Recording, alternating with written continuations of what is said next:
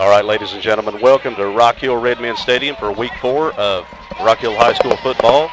Tonight's contest is going to be between the visiting Fairland Dragons, who come in at 3-0, and your Rock Hill Redmen, who also come in at 3-0. In the booth tonight with me is going to be the former All-State lineman for the Rock Hill Redmen, Andy Medinger. Running the film for us tonight is going to be Keely Adams, and yours truly, Keith Adams, will be providing the play-by-play. At this time, I'm going to turn it over to Andy Medinger for the head-to-head details of tonight's contest. Thank you very much, Keith. Tonight we got Hall of Fame night on the hill, and with the start of OVC play, we got two undefeated teams in this matchup, so we should have a really good one here. It's been a long time since both these teams have started the season 3-0, believe it or not, and a much longer time since they both have met undefeated. Fairland comes into this matchup with an outstanding team. They really can do it all. They have running back Cam Kitts and Jack Hayden in the backfield. They can air it out with receiving standouts Keegan Smith and C.J. Graham. And those targets will be found by quarterback Ethan Wall, a 6'3", 175-pound senior. On top of all that, they have a solid offensive line and a swarming defense. Rock Hill will look to counter with All-Ohio senior running back Anthony Stamper and junior quarterback Dalen Cox. Keep an eye on the running back sophomore Brody Simpkins to complement Stamper in the backfield. And Rock Hill also comes into tonight's matchup with a stingy blue-collar defense led by All-Ohio big defensive tackle Daniel Medinger, number 74, 6'5", 295-pound junior, and senior defensive end 44 Drew Shug. We're going to pause for just a minute for the prayer and the anthem.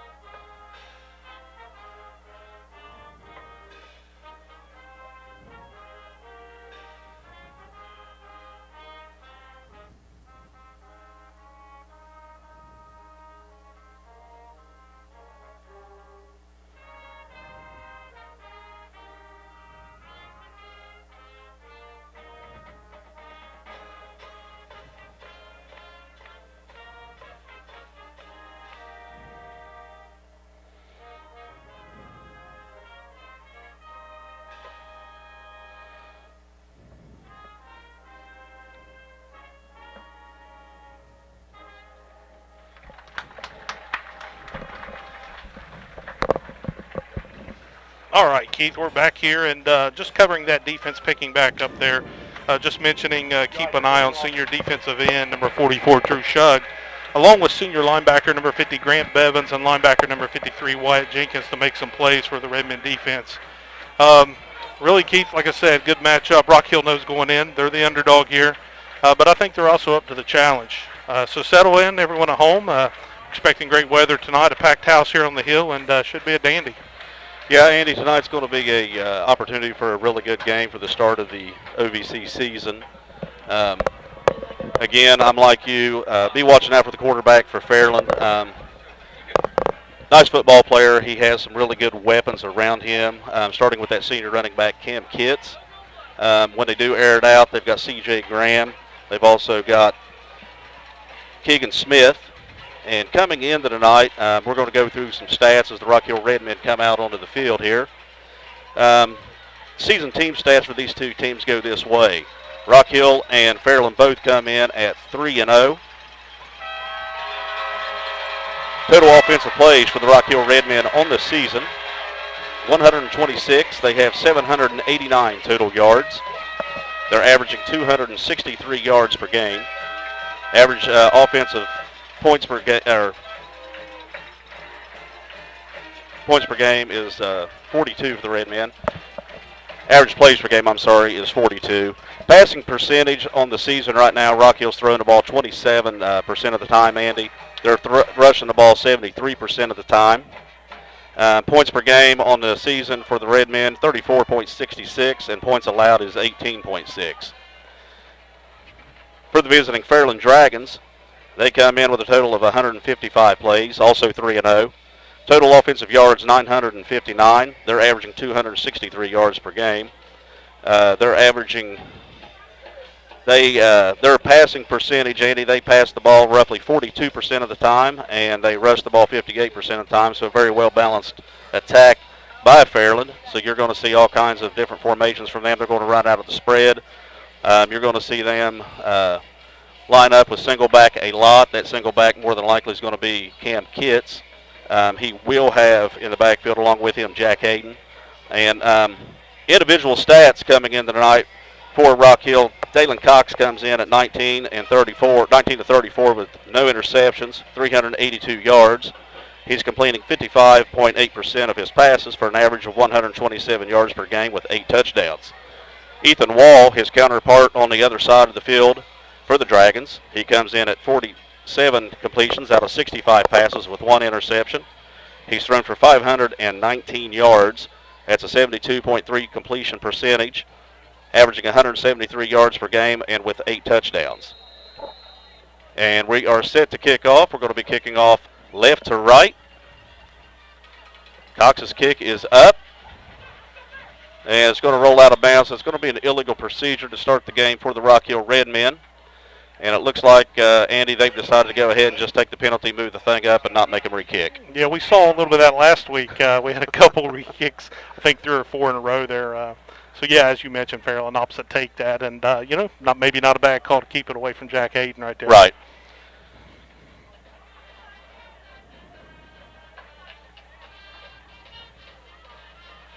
Keith, we got a packed house tonight. They're still rolling in. Yeah, they're still rolling in. The fence line down there is full. The bleachers are a lot of people here tonight, a lot of excitement. It's going to be 1st and 10. Fairland ball's going to be spotted at their own 35-yard line.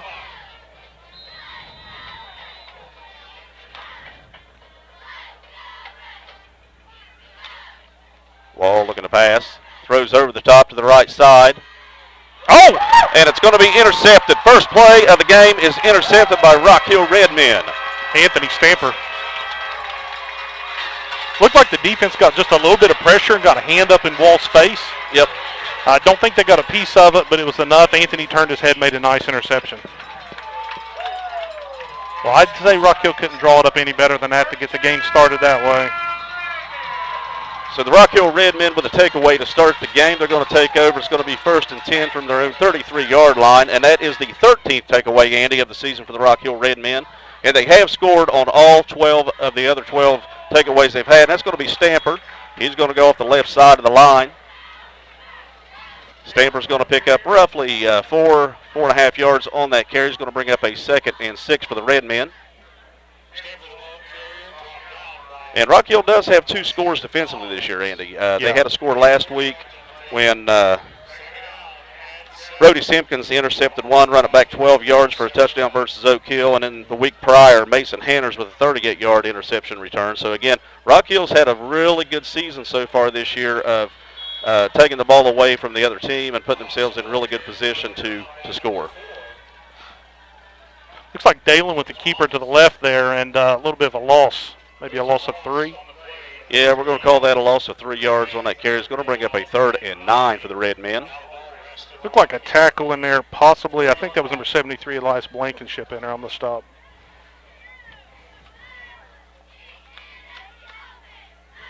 So a big 3rd down here early in the game.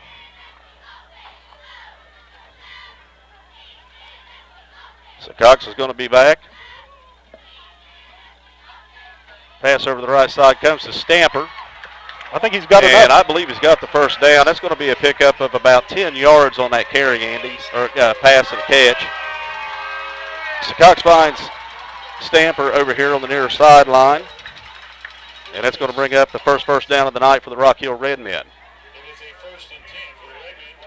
Rock Hill is without Braylon McClellan tonight. So I'd look for Anthony, use him a little more in the passing game too. Yep.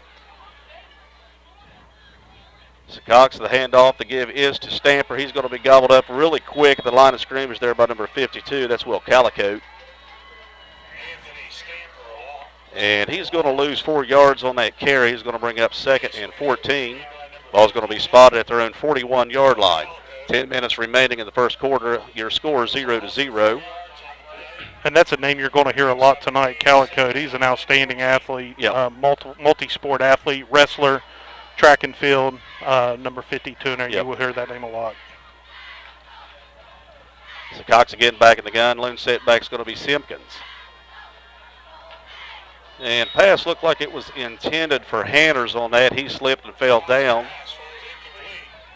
So that's going to bring up 3rd and 14 for the Red Men. Both teams still kind of filling each other out here.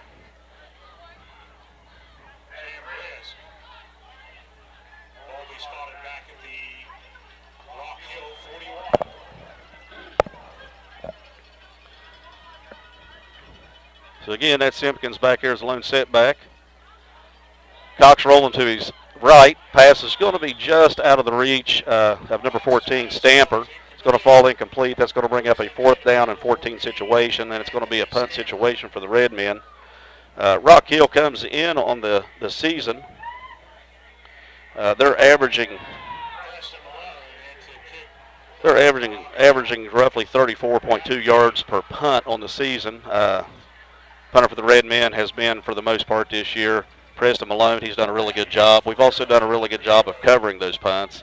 I don't know that we've really given up any big plays on the punt game yet, Andy, but of course you're playing a dangerous team tonight in Fairland who's got some athletes who can return it. Nice low kick. Gets a good favorable bounce for the Red Men. And that's going to be down at just about the 26-yard line. And we'll give a shout out to the long snapper there, Eli Hamlin. Nice snap. Had some really good snaps all season so far.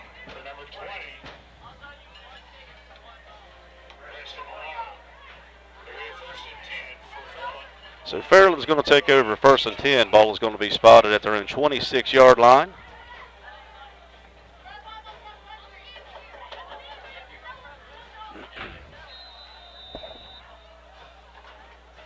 So that's Wall back at the quarterback. Lone setback's going to be number 1, Cam Kitts. Pass is going to be to the far sideline.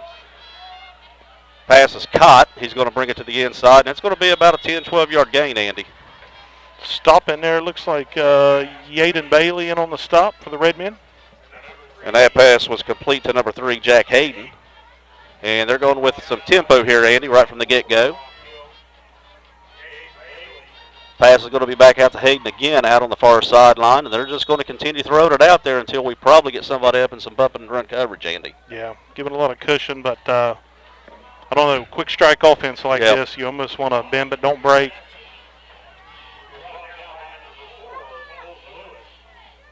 So again, Wall back to pass. He's going over the top this time and just out of the outstretched arms. That's number 0. That was the intended receiver. That's Keegan Smith. Drew Shug for Rock Hill got a nice, got some nice pressure on the quarterback there. Maybe rushed the throw just a little bit there. So Smith it really wasn't that far away from making a catch. A lot of speed there. And again, Wall is back with the setback. Give is going to be to Kitts. Initial contact for the Red Men. It looked like number 50 for Rock Hill. Got some flags down there, Keith. That's Grant Bevins. I believe they're going to be a face mask yeah, on I thought Bevins. I saw face mask as well. Yeah, that's the call. Yeah, it's going to be a face mask. That was Bevins, and it wasn't intentional by any means. He just happened to get his hand up onto the face mask when he went to make that tackle. But that's going to move the chains up, and they're also going to move it into Fairland territory, Andy. So it is a 15-yard variety. So Fairland, I'm sorry, they're going to have it 1st and 10. Ball's going to be spotted at Rock Hill's 36-yard line. Wall with the pass to Keegan Smith. He cuts back to the inside. Another penalty flag. Could be another face mask. Yep, Looked I like believe they it raked was. across. Yep. Face mask is going to be against Rock Hill. And, Andy, that just comes down to speed. The first 3 games of the year, we've not faced an athlete with the speed that these kids have. No, from all the whiteout positions. It'll be a challenge tonight, and I think they knew that going in, made some adjustments this week, but I don't know. It appears to me it's a little bit of a bend but don't break right now. Yep. Keep him in front of you. Yep. So 8:25 left to go in the first quarter of play. Again, the score is 0-0, but Fairland is driving right now. They're going to have a 1st and 10 situation. Ball's going to be spotted at Rock Hill's, looks like 14-yard line.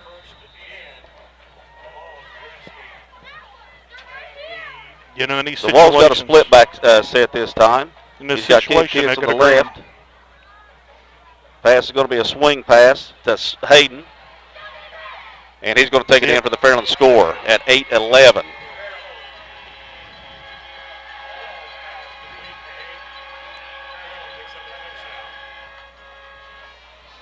So a 14-yard pass play for a touchdown. Pass is thrown by quarterback Ethan Wall.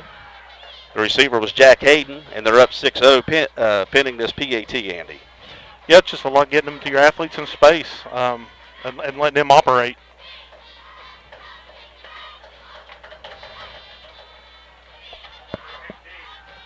That's going to be number 15. That's going to be Aiden Miller in to kick this PAT. Snap, ball is down, ball is up, and it is good.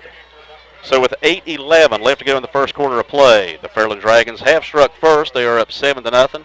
And Andy, for the Rock Hill Redmen, they just need to stay relaxed and not get caught up in being down right now. That we've got big play, big strike play capability just like they do. We just need to stay within our game plan and mindset and come back and put together a drive here. Yeah, and I think you'll see that, just the character that we've seen early in the season. Yep. I don't think this team has any quit in them, so I look for them to try to answer this.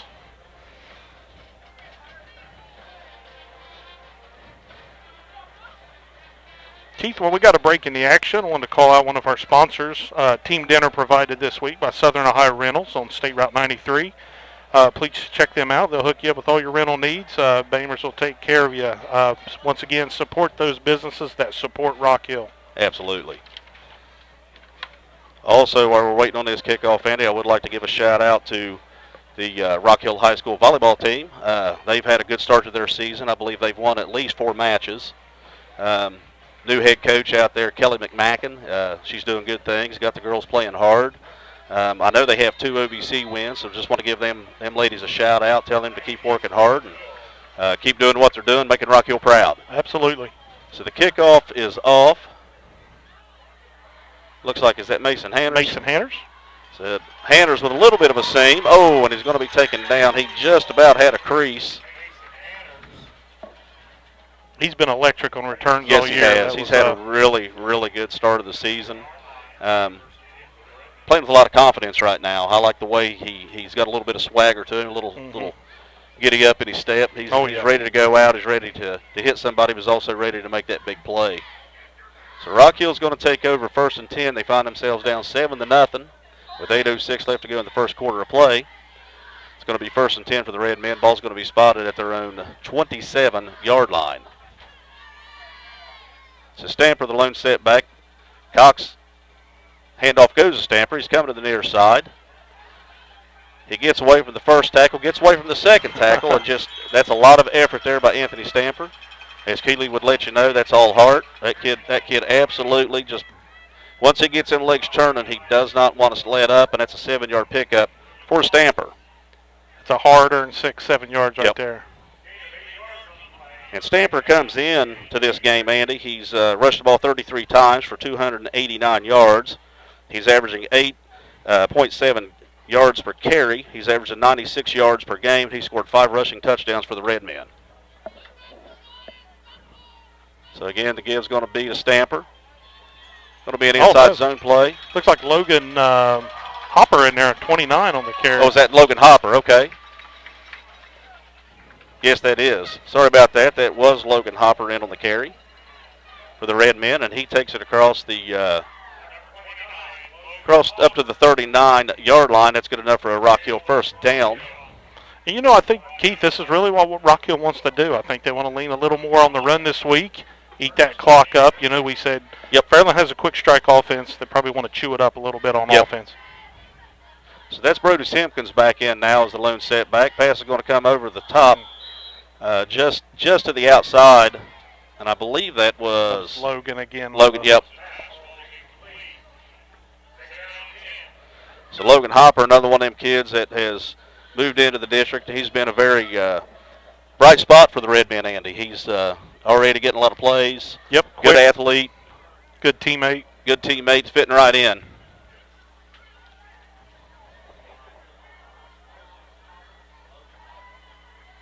So Stamper's going to be the lone setback. To the near side here is Hanners. Going to be a little swing pass out to Stamper. Stamper reversed the first tackle. Gets wrapped up.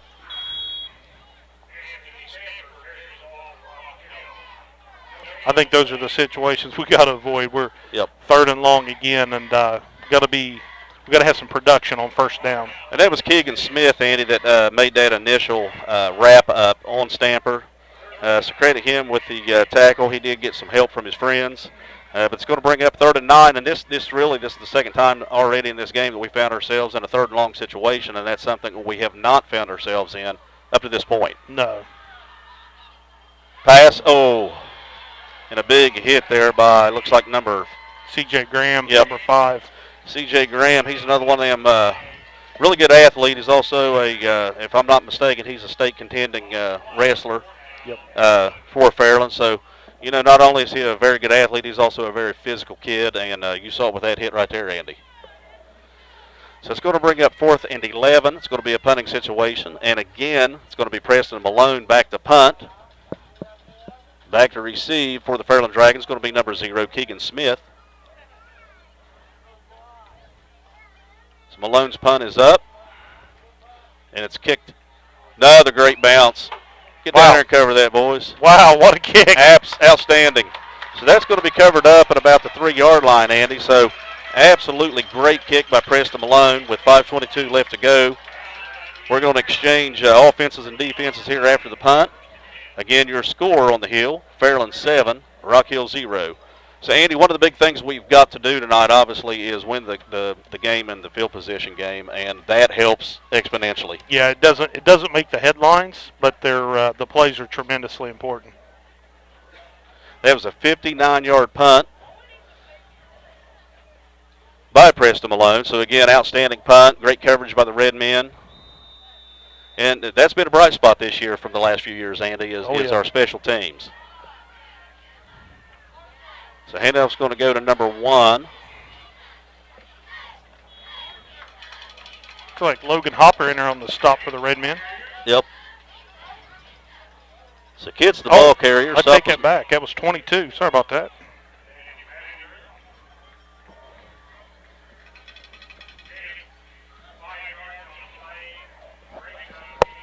I'm going to assume, Andy, that's Bridger Kearns, but I don't know that. The last week he was number 21. They had him listed at 22, and we had people come to make sure they told us he was number 21, so we're not sure. Yeah. So we apologize. That's what we have in the roster. We honestly do the best we can. The roster that we have is the ones that's given to. We basically go down by a program book. Big 3rd down for the Redmen here. So 3rd and 5 for the Fairland Dragons, and this will be this is really a good opportunity for Rock Hill where we need a stop.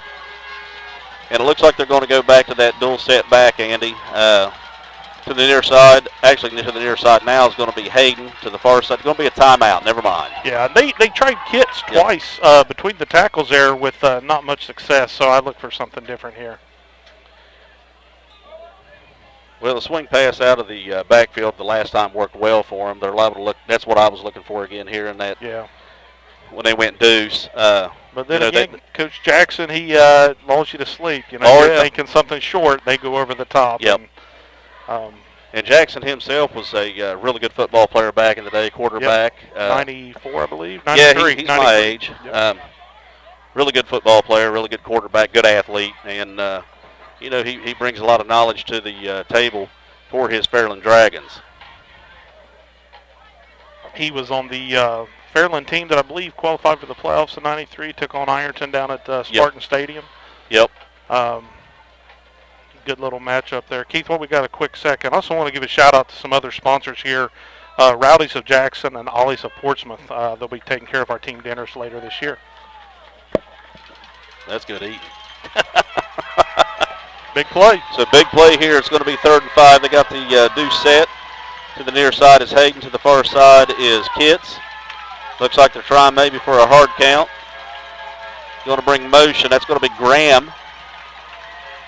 That's going to be your blocker out here in the flat Yep. here. So be ready for a swing pass or a handoff. Handoff's going to be to the inside to Hayden. He bounces off to the outside. And good run. Picks up the first down. Moves the chains, Andy. Yep. So 4:08 with a rolling clock right now as they reset the chains. And Hayden comes in rushing, Andy. He's rushed 14 times for 106 yards, 2 touchdowns. There's a good stop on Kitts right there. Yep.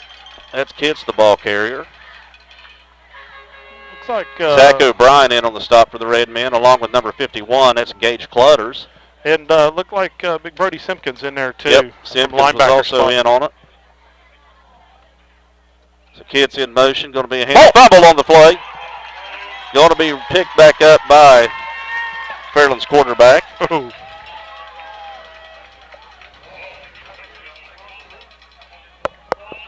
So I don't know if that was a little miscommunication or just a bad handoff all the way. Hard to tell. The handoff was going to Hayden. They brought Kitts into motion towards the near sideline. Going to be an ace set this time. Kitts is the lone setback. Snap is to Wall. Got plenty of time. Finds his man over the middle. That's number 0, Keegan Smith. He's dancing and prancing. Going to finally be bottled up and taken down. He is going to be short. He actually had the first down. Yeah. Advanced backwards. Yeah, he actually. And he's still getting a generous spot. He really was about 2 yards short. So it's going to be a 4th and 1.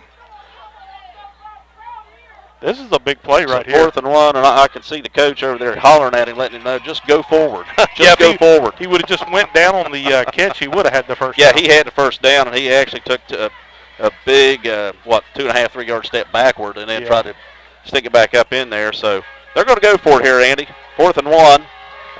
Big opportunity for the Red Men to get short field position. And that's Simpkins who's going to jump off sides.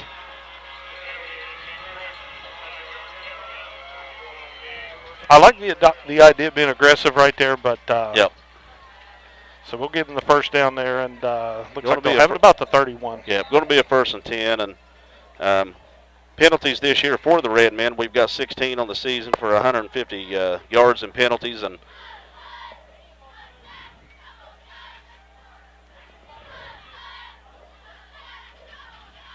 pass is going to be out to the far side. He's going to have to drop down just to catch that. I'm kind of hoping they call that a catch. Yeah, I am too, because it's going to be a loss of 2 yards. It's going to bring up 2nd and 12.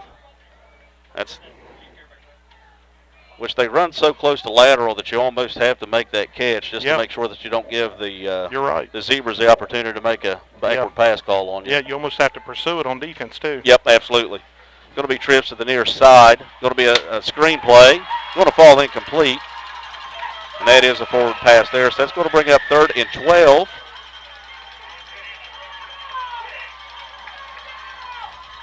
I believe we got a hand on that, Andy. Yeah, it looked like it got tipped up there. Both ends for Rock Hill, Drew Shug and Zach O'Brien were back there. I couldn't tell which one got a hand on it, but. So Rock Hill brings Daniel Maniger off, so they're going to go a little smaller, a little quicker here with the 3rd and long. Wall with his drop, finds Keegan Smith. It's going to be a first down pickup. And again, it's just that same slant pass they ran earlier that he went backwards on. He didn't go backward that time, Andy. No. So that's twice they found the soft spot of the coverage back in behind the linebackers. And it's going to bring up 1st and 10. The ball's going to be spotted just over the Rock Hill side at the 49-yard line. Pass again is going to be complete to the near side. This time's Hayden. Penalty flag. Looks like we may have a hold here. Yep. Number 0 for Fairland.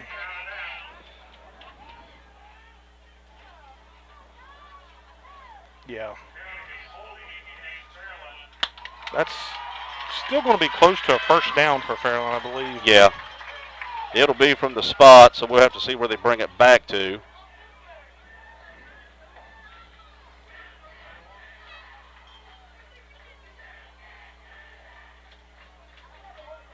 And I believe that's first down, Andy. Yeah, I believe they're going to move the chain. First down. First down. So it will be a 1st and 10.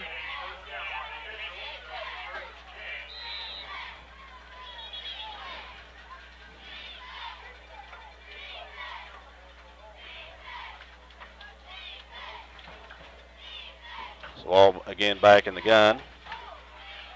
Quick pass to the near side. Again, that's Hayden. You hate to come out of the zone, but boy. Yeah, right now we're struggling down inside that soft spot.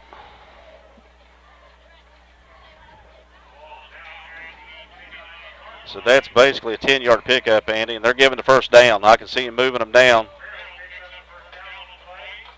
So it's going to be 1st and 10 again. Going to be a swing pass this time. It looks like Kids with a little deke and a step to the outside. That's a good tackle in the open field there by Aaron Workman for Rock Hill. Broke down. Those are tough tackles, and really, if you want a chance against a team like Fairland with athletes in space, you got to tackle one-on-one. Yep. So we're looking at 25 seconds left to go in the first quarter. Again, your score: Fairland 7, Rock Hill 0.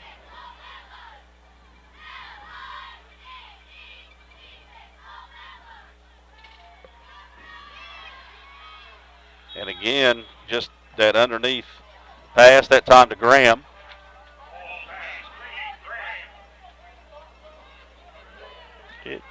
They're signaling third down, but it's close. I'm surprised they didn't measure. It's right on the marker. And we're in the neutral zone. That looks like number 51 for the Red Men. It's the second time tonight. Yep, that's Clutters. Again, penalties for Rock Hill. I actually had it wrong last time, Andy. Penalties for Rock Hill coming in tonight was 23 penalties for 217 yards. So we have struggled a little bit with the penalties. Coming in, Fairland's a little bit cleaner on the penalty game. They've only had 16 coming in for 150 yards. And again, that just comes from experience, number one. And you know, you got to give Fairland credit where credit's due. It's a good football team. Yeah. They're just not all about flash. They're a very good, fundamental football team that's coached very well. So Wall. Oh!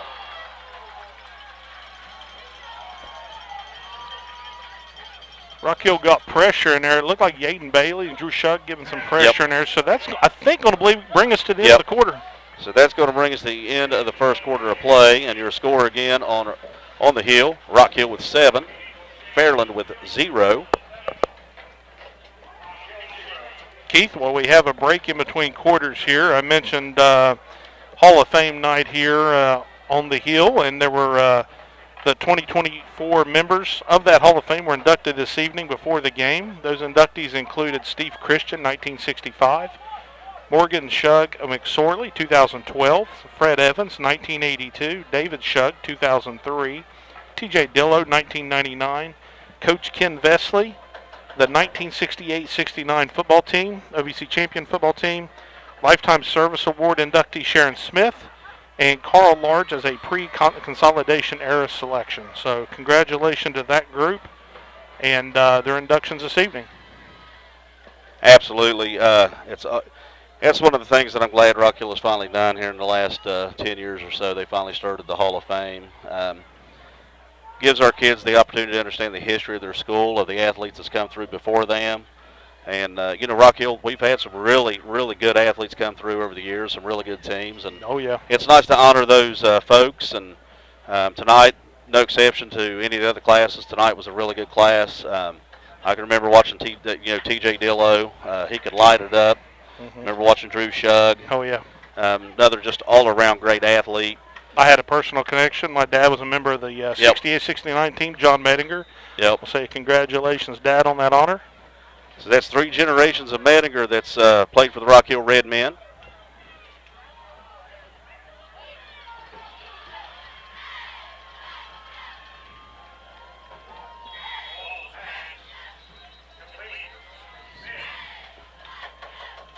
So that's Keegan Smith again on the reception from Wall. I believe that's Gage Clutters that was in there with the initial contact, and there was a whole bunch of help from a whole lot of red, Andy. And that's going to bring up 1st and goal. 11:45 left to go in the second quarter of play. This could be Cam Ball Kitt's spotted time at here. the 3-yard line. Gets the ball carried straight ahead. Daniel Medinger with the initial contact. They're going to call him down. Nope, they call it a touchdown, Andy.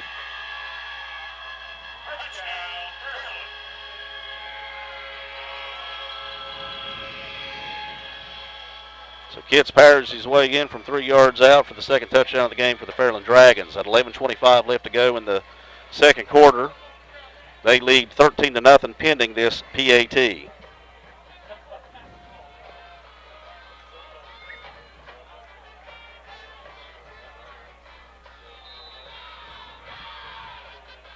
Miller in to kick. Kick is up, and it is good.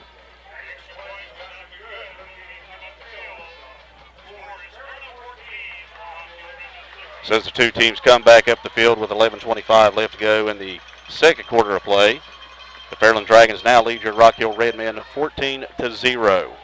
Rock Hill showed some flashes on offense in those two possessions in the first quarter, but it seems like the key is they've got to be productive on first down. Yep. We can't go into 2nd and 10. The plays where we've had 3, 4, 5 yards on first down, they seem like they've been able to convert, keep the chains moving. So the key really to watch here in the second quarter is they've got to be productive on first down. Yeah, this game's the first time really, Andy, that we found ourselves pushed back behind the chains. And I'm like you, that what we need to do is just we got to be able to get into second and third down situations that were within 5 yards of the down marker. And hopefully we can start finding that production from the Redmen. So Rock Hill's going to be set to receive this kickoff. Again, 11:25 left to go in the second quarter. Fairland just scored the touchdown. 3-yard run by number 1, Cam Kitts. Aiden Miller kicked the PAT and has set the score here at the 11:25 mark in the second quarter. Back deep for the Redmen is going to be number 23 on the far side. Mason Hanners on the near side. Number 14, Anthony Stamper.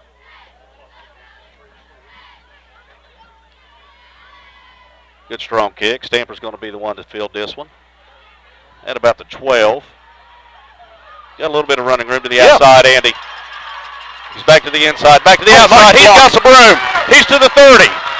He's to the 20. Going to be chased out of bounds there. You know, I didn't blah, blah, blah. Couldn't quite catch who made that block, but it was outstanding. Down about the 40-yard line. So that was number 18 for the Fairland Dragons. That's Owen Burcham who made the game or the touchdown-saving tackle to take him out of bounds. But what a great return! And again, like you said, great wall set up here on the near side. Yeah. Give him the opportunity to get to that sideline. Once he got to the sideline, it was just off to the races. And again, so many speedsters for Fairland, Andy. They make it tough. So Rock Hill finds themselves with short situation here. This is what we've been needing. Ball's going to be on the Fairland 23. Actually, take that the Fairland 18-yard line. 1st and 10. So Rock Hill's going under center this time. Handoff's going to be to Stamper. Off to the right side. And that's the production right there we're talking about. There's 4 or 5 yards on first down. Yep. That's huge. Looked like they brought Medinger over to the right side. Kind of went heavy on that right side there. Typically plays left tackle. So in on that stop for the Fairland Dragons was number 5, C.J. Graham.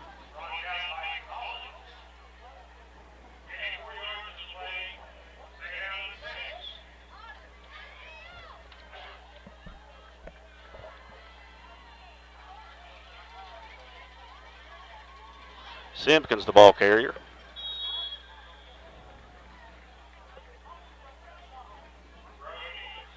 So it looked like Cam Kitt's in on that stop. Number 52 also in on that stop for Fairland. Calico.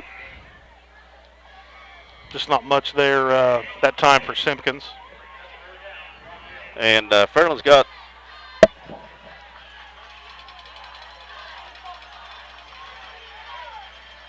so the lone setback this time is going to be Stamper. The give is a Stamper.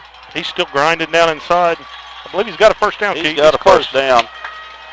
In on the stop that time was number 6. That's David Murray. So Rock Hill finally finds themselves in a good situation, Andy. They got a 1st and goal.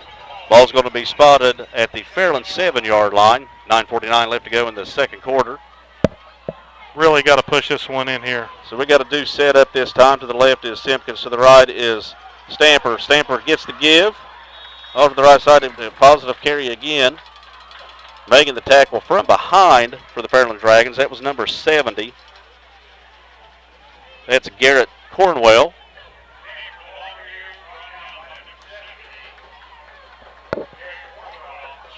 So Simpkins and Stamper back in the backfield. Handoff goes to Simpkins, straight ahead.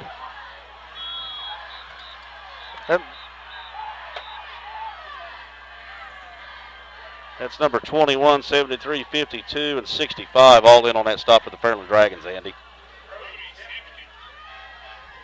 They went heavy. Rock Hill went heavy on the right side, ran backside to the left, probably hoping they could catch him asleep there. Yep. And Fairland was ready.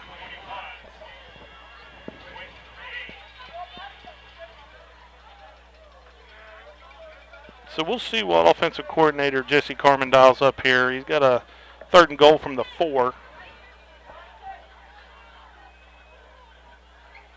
And I was going to say, they're going to take a timeout. Yeah, we got down to the play clock at 3 seconds, so Rock Hill takes a timeout with 8:31 left to go in the second quarter. Again, Rock Hill is threatening. They're inside the 5-yard line, but we do find ourselves with a 3rd down situation. You've got 2 shots at this. Well, I say that, but you know what? We've got a kicking game, so yep, we could take the 3. We've got a strong kicker in Rylan Barker. He is 14 for 14 on the season for PATs. He's 2 for 2 on the season from field goals. Not only was he 2 for 2 last week, and absolutely just huge field goals, Andy. One was from 31 yards, one was from 32. Mm-hmm. When you have that kind of weapon that you can pull out and use, it really helps your team get points instead of just walking away with deep territory. Oh, yeah. Yeah, it changes the play calling inside the 20. Yep. And really, you know, the kick return set this up. If nothing else, changing the field position, get some life back into them.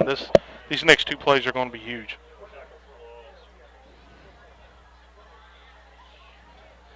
So the ball's going to be at the 4-yard line, just inside the 5-yard line.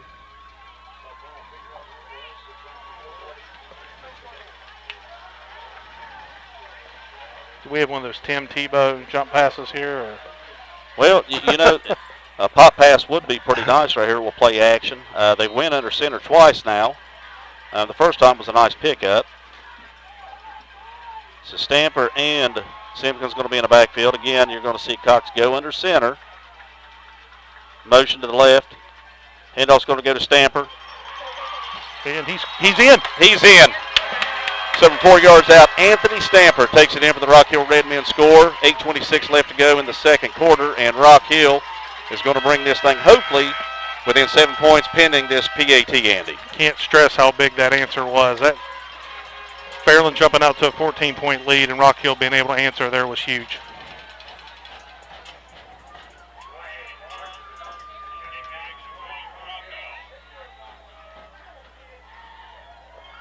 So Barker is back to kick this PAT for the Red Men. Snap, it's down. Strong leg. Up and good. Beautiful. 14-7. 8:26 left to go as the 2 teams come back up the field. Again, your score on the hill. Fairland 14, Rock Hill 7. That brings the home crowd back to life now. All right, Keith, want to call out a few more sponsors we have here. These are some sponsors on the Redmen card. Papa John's of Flatwoods, Jolly Pirate of Ashland, Spare Time Recreation of Ironton, Giovanni's in Ironton and Colgrove, Racks of Ironton, the Armory in Ironton, Patties and Pints, Clark's Pump and Shops, and Subway. So I want to call those out, and as we mentioned earlier, when they go out and ask for help and sponsors and donations, these are the people that support your Rock Hill athletes. So please give them your business. You know, when they go out, there's times we hear no, and these are the people saying yes. So support those businesses that support Rock Hill. Absolutely. So back deep for the Fairland Dragons is going to be number 1, Cam Kitts. Number 3, Keegan Smith. Set to kick off for the Redmen is going to be the quarterback who also does the kicking duties. Number 9, Dalen Cox.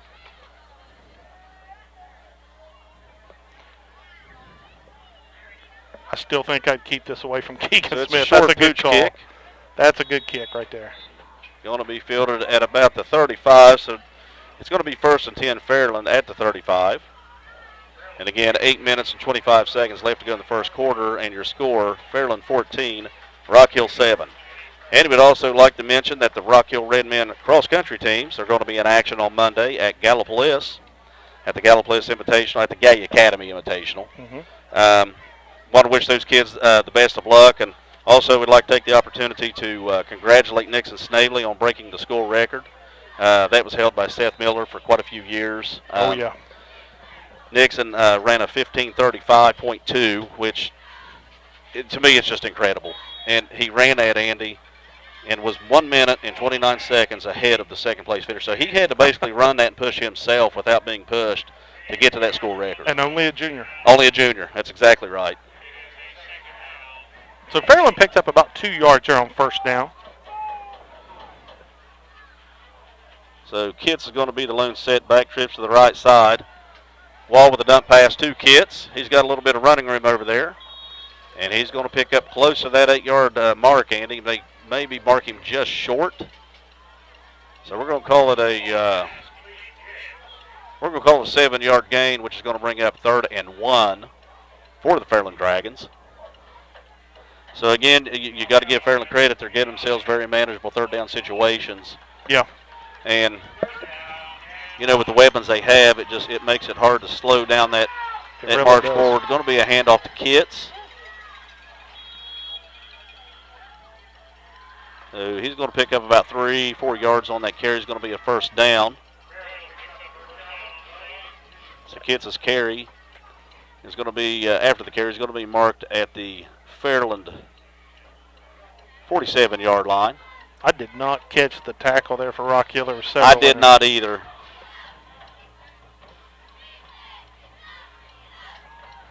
Pass to the near side to Keegan Smith. Smith with a little dance. And there's the hold. Yep. That hold's going to be on number 5 for Fairland right there. One was That's a little C.J. bit Grant. late, but I think they're both for the hold. Yeah, number 5. But he is pointing to Rock Hill. Maybe offsetting flags. Could be a face mask, maybe.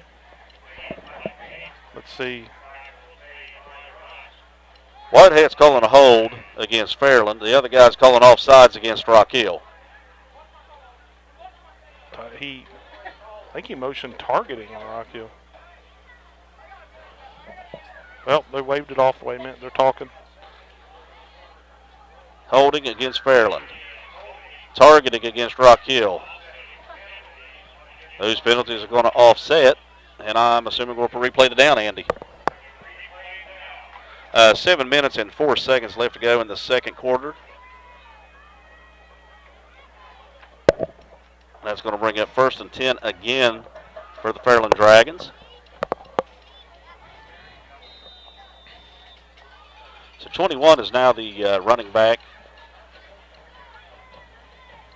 That's Quentin Cremines. Handoff goes to Cremines. Off the left side. Bounces it back to the middle. Pickup of about 8 yards on that carry, Andy. So that's going to bring up a 2nd and 2. He's a big boy. They actually list him as a fullback on the roster. Got an injury for Rock Hill right now, so they're going to have a stop in play.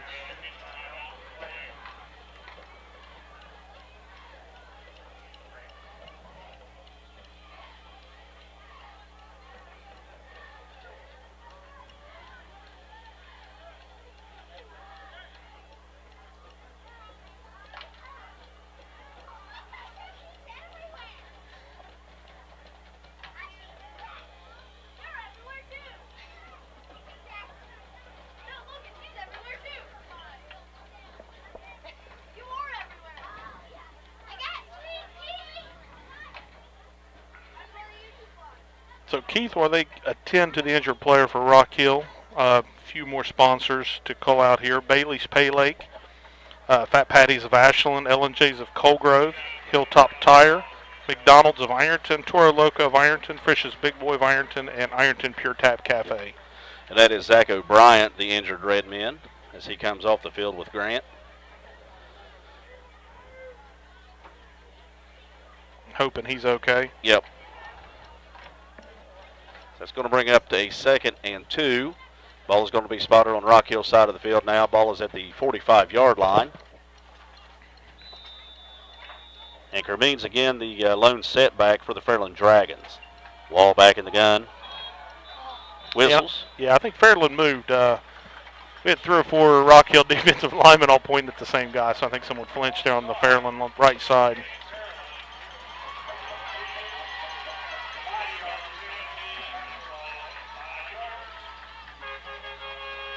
I want to give a shout out over there to Jeremy Hall, holding the down marker. I like it when he's moving that thing backward. So snap goes to Wall. It's going to be a handoff to Kermeans, and again flags on the play. And I believe there was early movement again, Andy. Yeah, same call. Yep.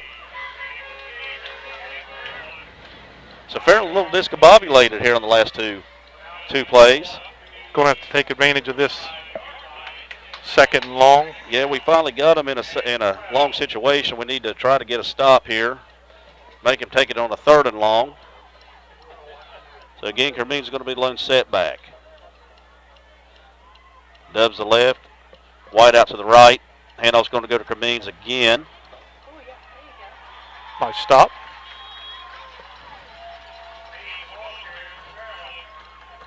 So Hanners was in on that stop. Yep. Looked like Clutters was in Clutters well. was also in on it, and so was Yaden Bailey, I believe. So that's going to bring up 3rd and 10. So Kitts is back in for Fairland. Yes, Kitts is back in. Wall back to pass. Rolling out to the left side. Throw into the flat. It is complete, and it's also going to be a first down, Andy. I think there's a flag down, Keith. There may be a hold on Yaden Bailey, or they were holding Yaden Bailey. Yep, there is a hold. You're right. He was the closest rusher to the quarterback, and looked like they dropped it there at his feet. So again, he's thrown to his favorite target, though, Keegan Smith, who Big Dan Mediger coming in for the Red Men now. The Fairland receivers, they like to sit down. I mean, they do it just like your coach. They sit down in that space in the zone and find those openings, and he finds them. They just wait,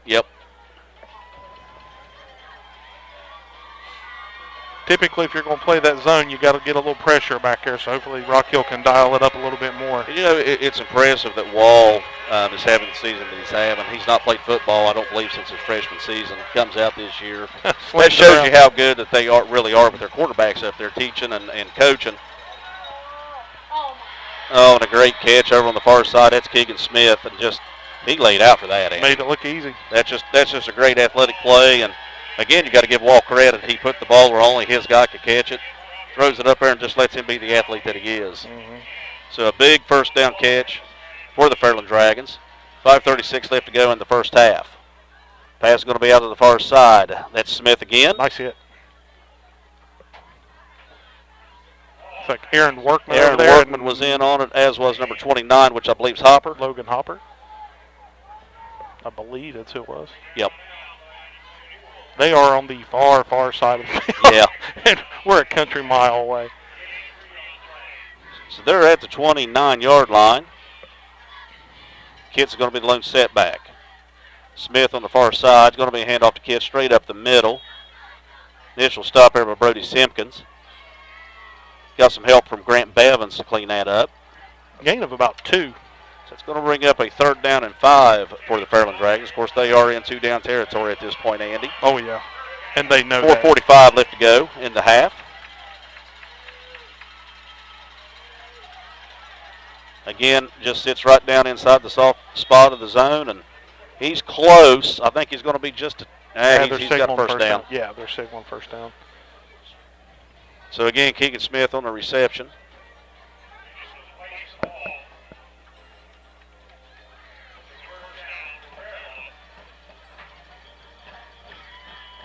I think Rock Hill's going to take a timeout, Keith.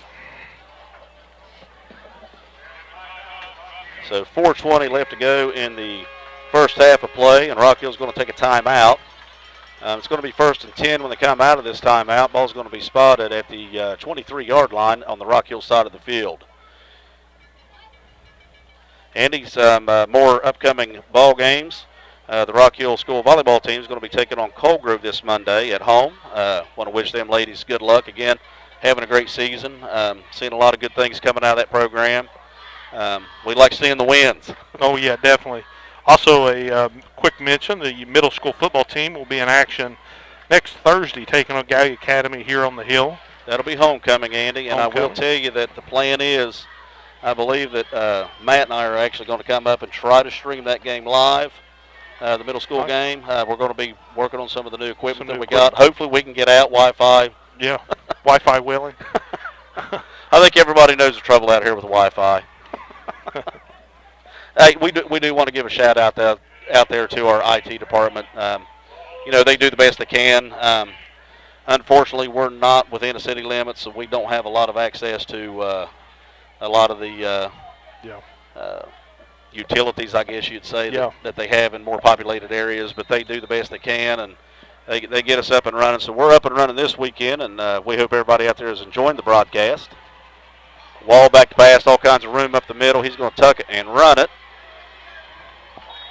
And he's finally going to be upended there, and I believe that was Hopper again on the stop for the Red Men, but he's going to take that ball down just outside the 5-yard line. We're going to say it's first and goal from the 6. So 4:04 left to go in the first half of play. Kent's the lone setback. Got trips to the left side. And Kent's going to take it in for the touchdown. So a 6-yard touchdown run for Cam Kitts at the 3:53 mark of this second quarter.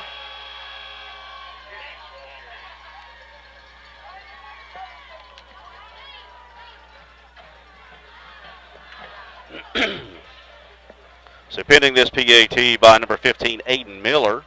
Score right now sits at 20-7 in favor of the Fairland Dragons.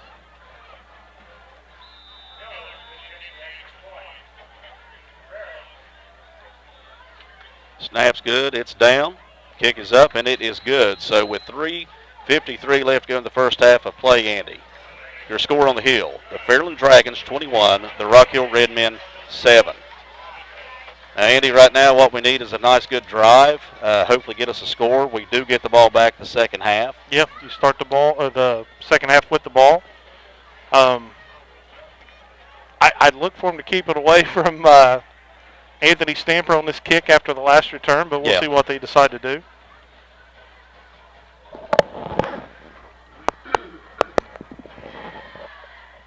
Keith, want to give a quick shout out. We got lots of people online chiming in. We got alumni listening in from all over the place: Lancaster, Ohio, Washington, D.C., Merrimack, New Hampshire, just about everywhere. Thank you guys for tuning in.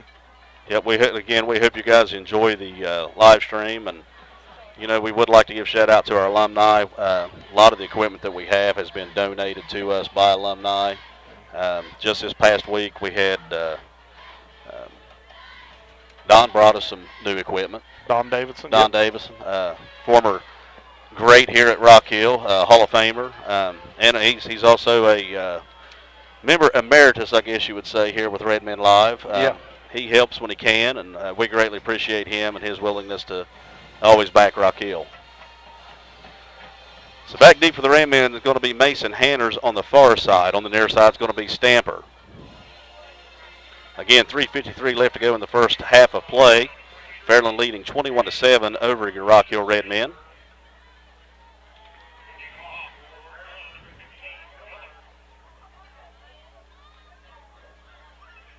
So Miller's kick this time is going to go to Hanners. And I'm going to be honest with you, he's just as dangerous. He catches that about the 8-yard line, going to come to the near sideline. He's got a little bit of a seam, going to be tripped up, though. Still a good return there to about the 30. Yep. I believe that was Cam Kitts that actually, no, I take that back. That is number 3. Jack Hayden. Jack Hayden with the trip up. So the Rock Hill Red Men is going to take over first and 10. Ball's going to be spotted at their own 29-yard line. 3:46 left to go in the first half. I think Rock Hill, 2 timeouts, Keith. Is that what we're Yes. On? No, we have 1 timeout. Fairland has 2.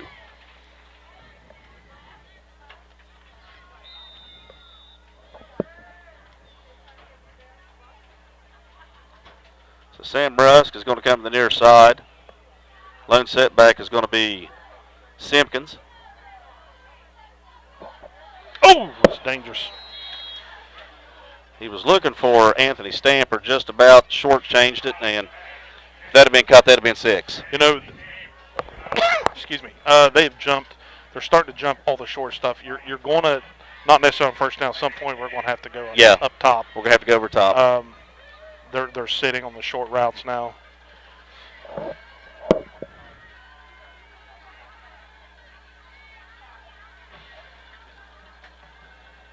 So the big boy's in for Fairland right now on the defensive line. That's Blevins.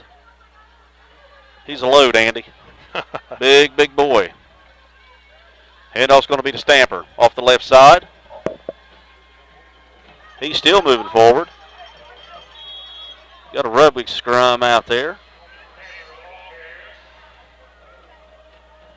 And I believe that coming up in the middle of that was Cam Kitts. There was a lot of wide involved in on that tackle. 3rd and long here for the Redmen, and you really hate to give that ball back to Fairland with any time left. So he picked up 3 yards on that carry, and that was a hard-fought 3 yards. 3:13 left to go in the half. Again, it's going to be Sammy Rusk to the near side, split out wide. In at the slot's going to be Shug. Lone setback is Simpkins. Cox is going to fall back to pass. Going to try to take it back up the middle. Almost got back to the line of scrimmage. Yep.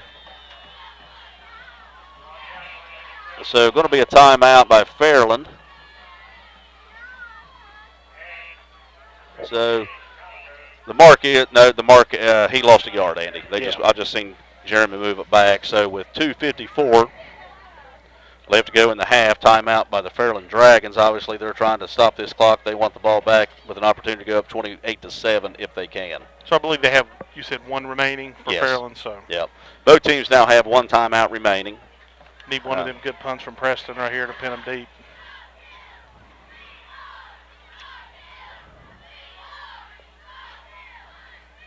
So Rock Hill finds themselves. I'm going to call it 4th and 9, Andy. It's a maybe 4th and 8, but it's a long 8, short 9. Like to give a shout out to the Rock Hill High School girls soccer team. They won last night, 1-0 up at Gallia Academy, Andy.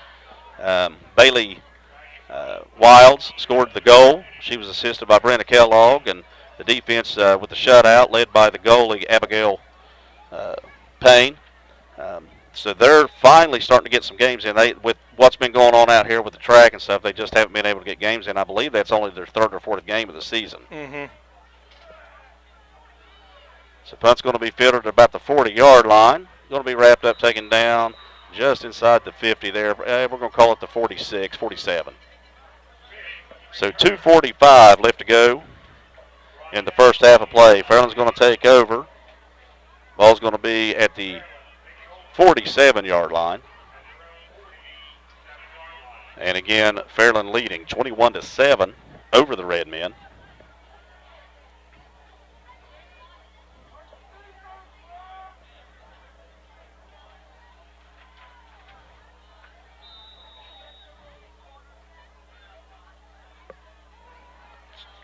Screen play.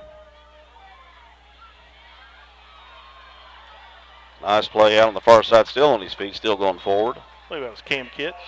Yep, Kitts with the reception out there on the swing pass. So Mason Hanner's in on the stop for the Redmen. Takes him out of bounds, stops the... Well, actually, don't stop the clock anymore, does it, Andy? No. I like that. Keep that clock rolling.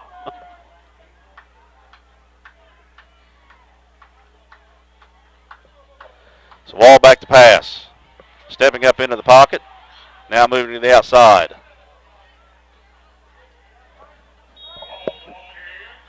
Whole bunch of Redmen. Whole bunch of Redmen in. Dan Maniger coming up off the pile.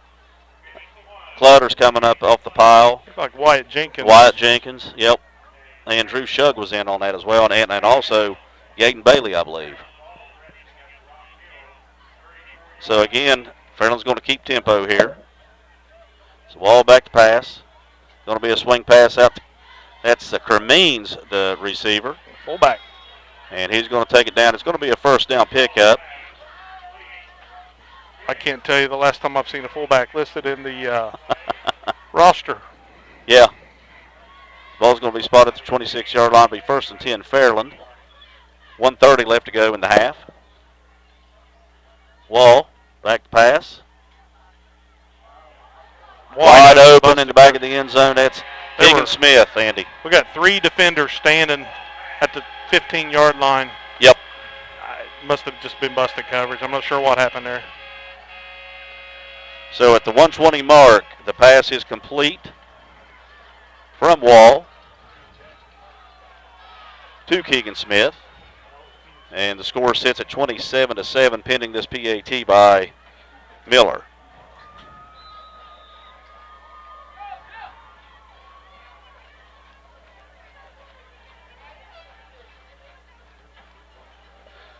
Ball is down, and it is up, and it's good. So with 1:20 left to go in the first half, Fairland 28, Rock Hill 7.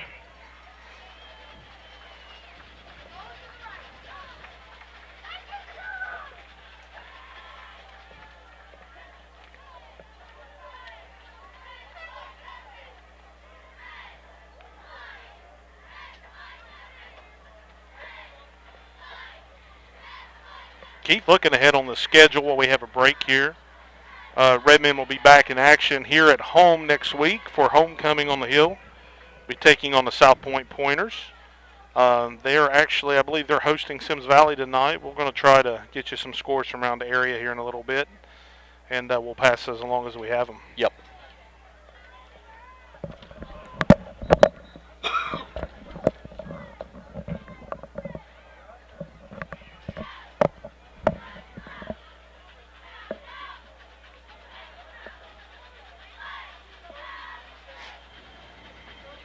So, Andy, Fairland comes in as advertised.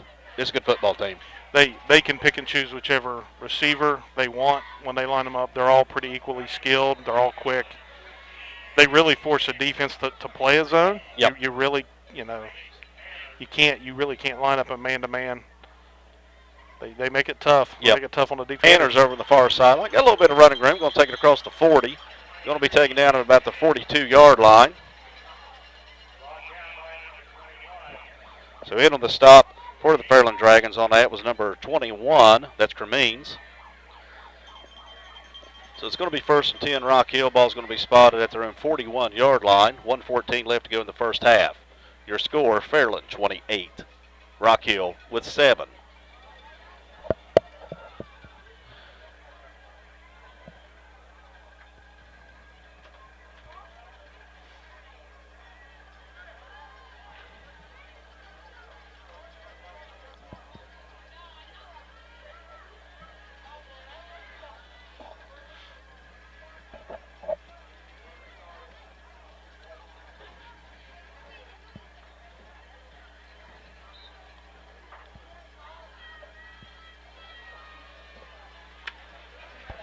So Cox is going to go under center. He's got to do setback. Handoff's going to go to Stamper. He's hit in the backfield and taken down. I believe that's Cam. Was that Calicote? That's Calicote, yep. He's lined up over the guards there. It almost looks like in the A gap. Maybe in 21, Cremines. No, it was 52. You're right.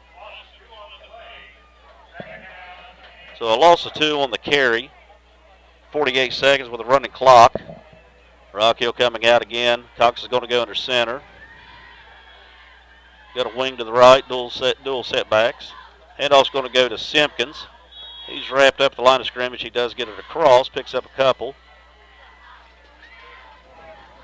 In on that stop again is number 52. That's Will Calicote again.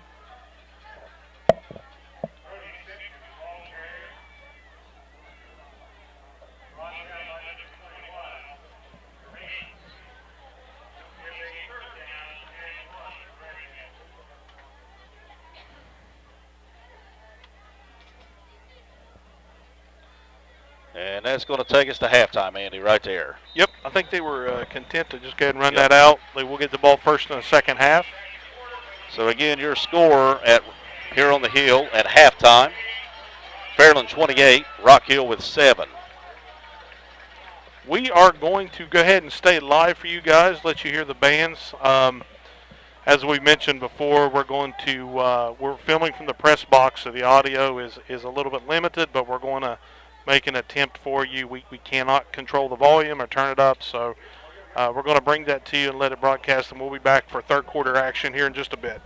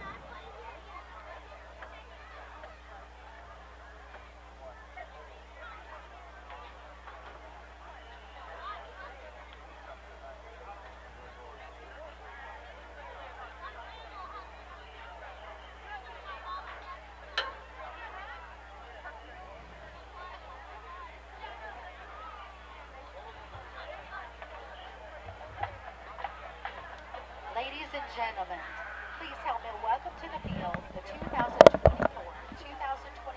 Fairland High School Marching Band under the direction of Mr. Chris Shute and assisted by Mr. Evan Knight and Mrs. Holly Knight.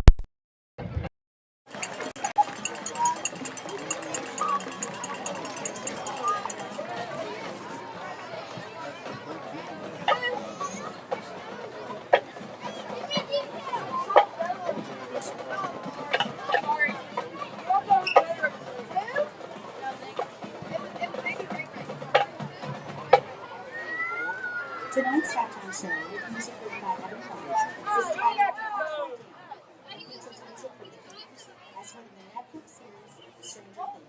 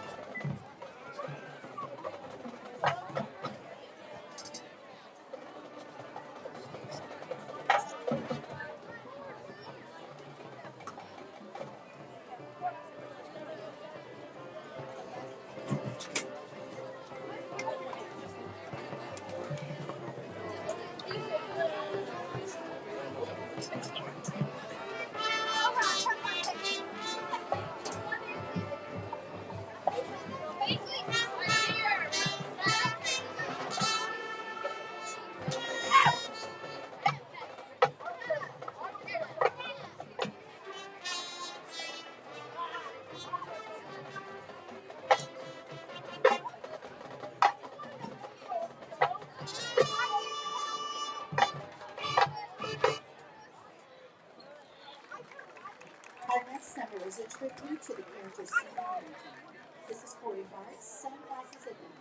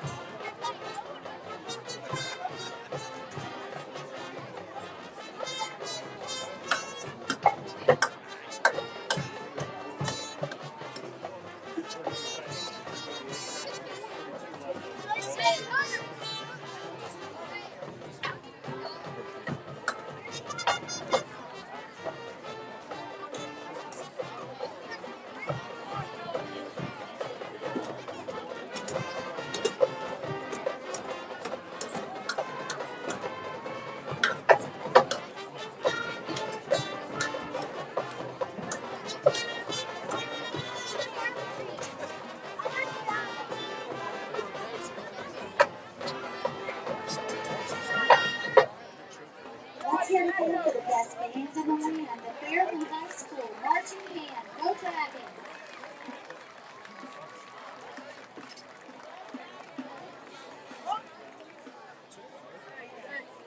Thank you, Darcy. Thank you. Have a good day.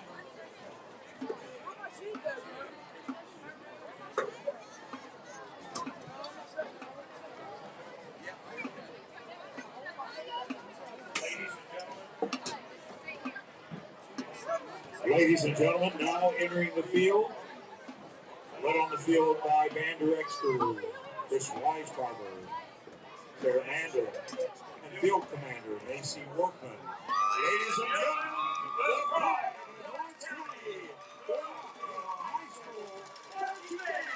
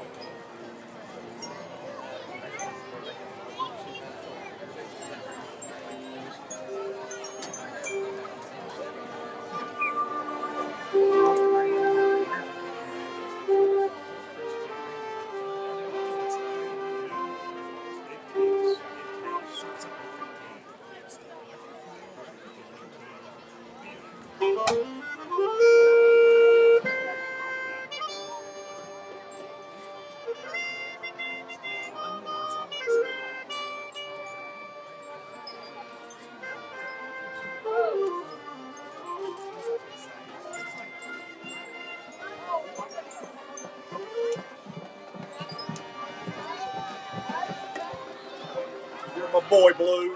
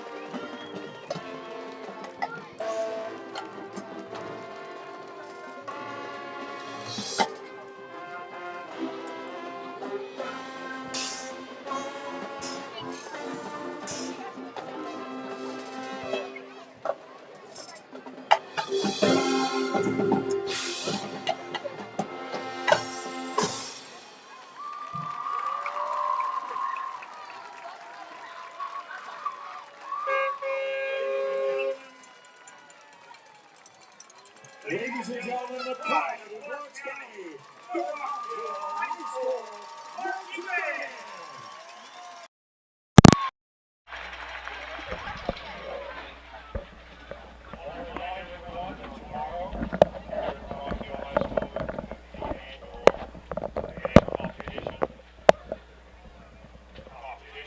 All right, folks, we are back live. Andy and I are, and shout out to both the Fairland High School Marching Band and the Rock Hill High School Marching Band. Both bands put on a great halftime show.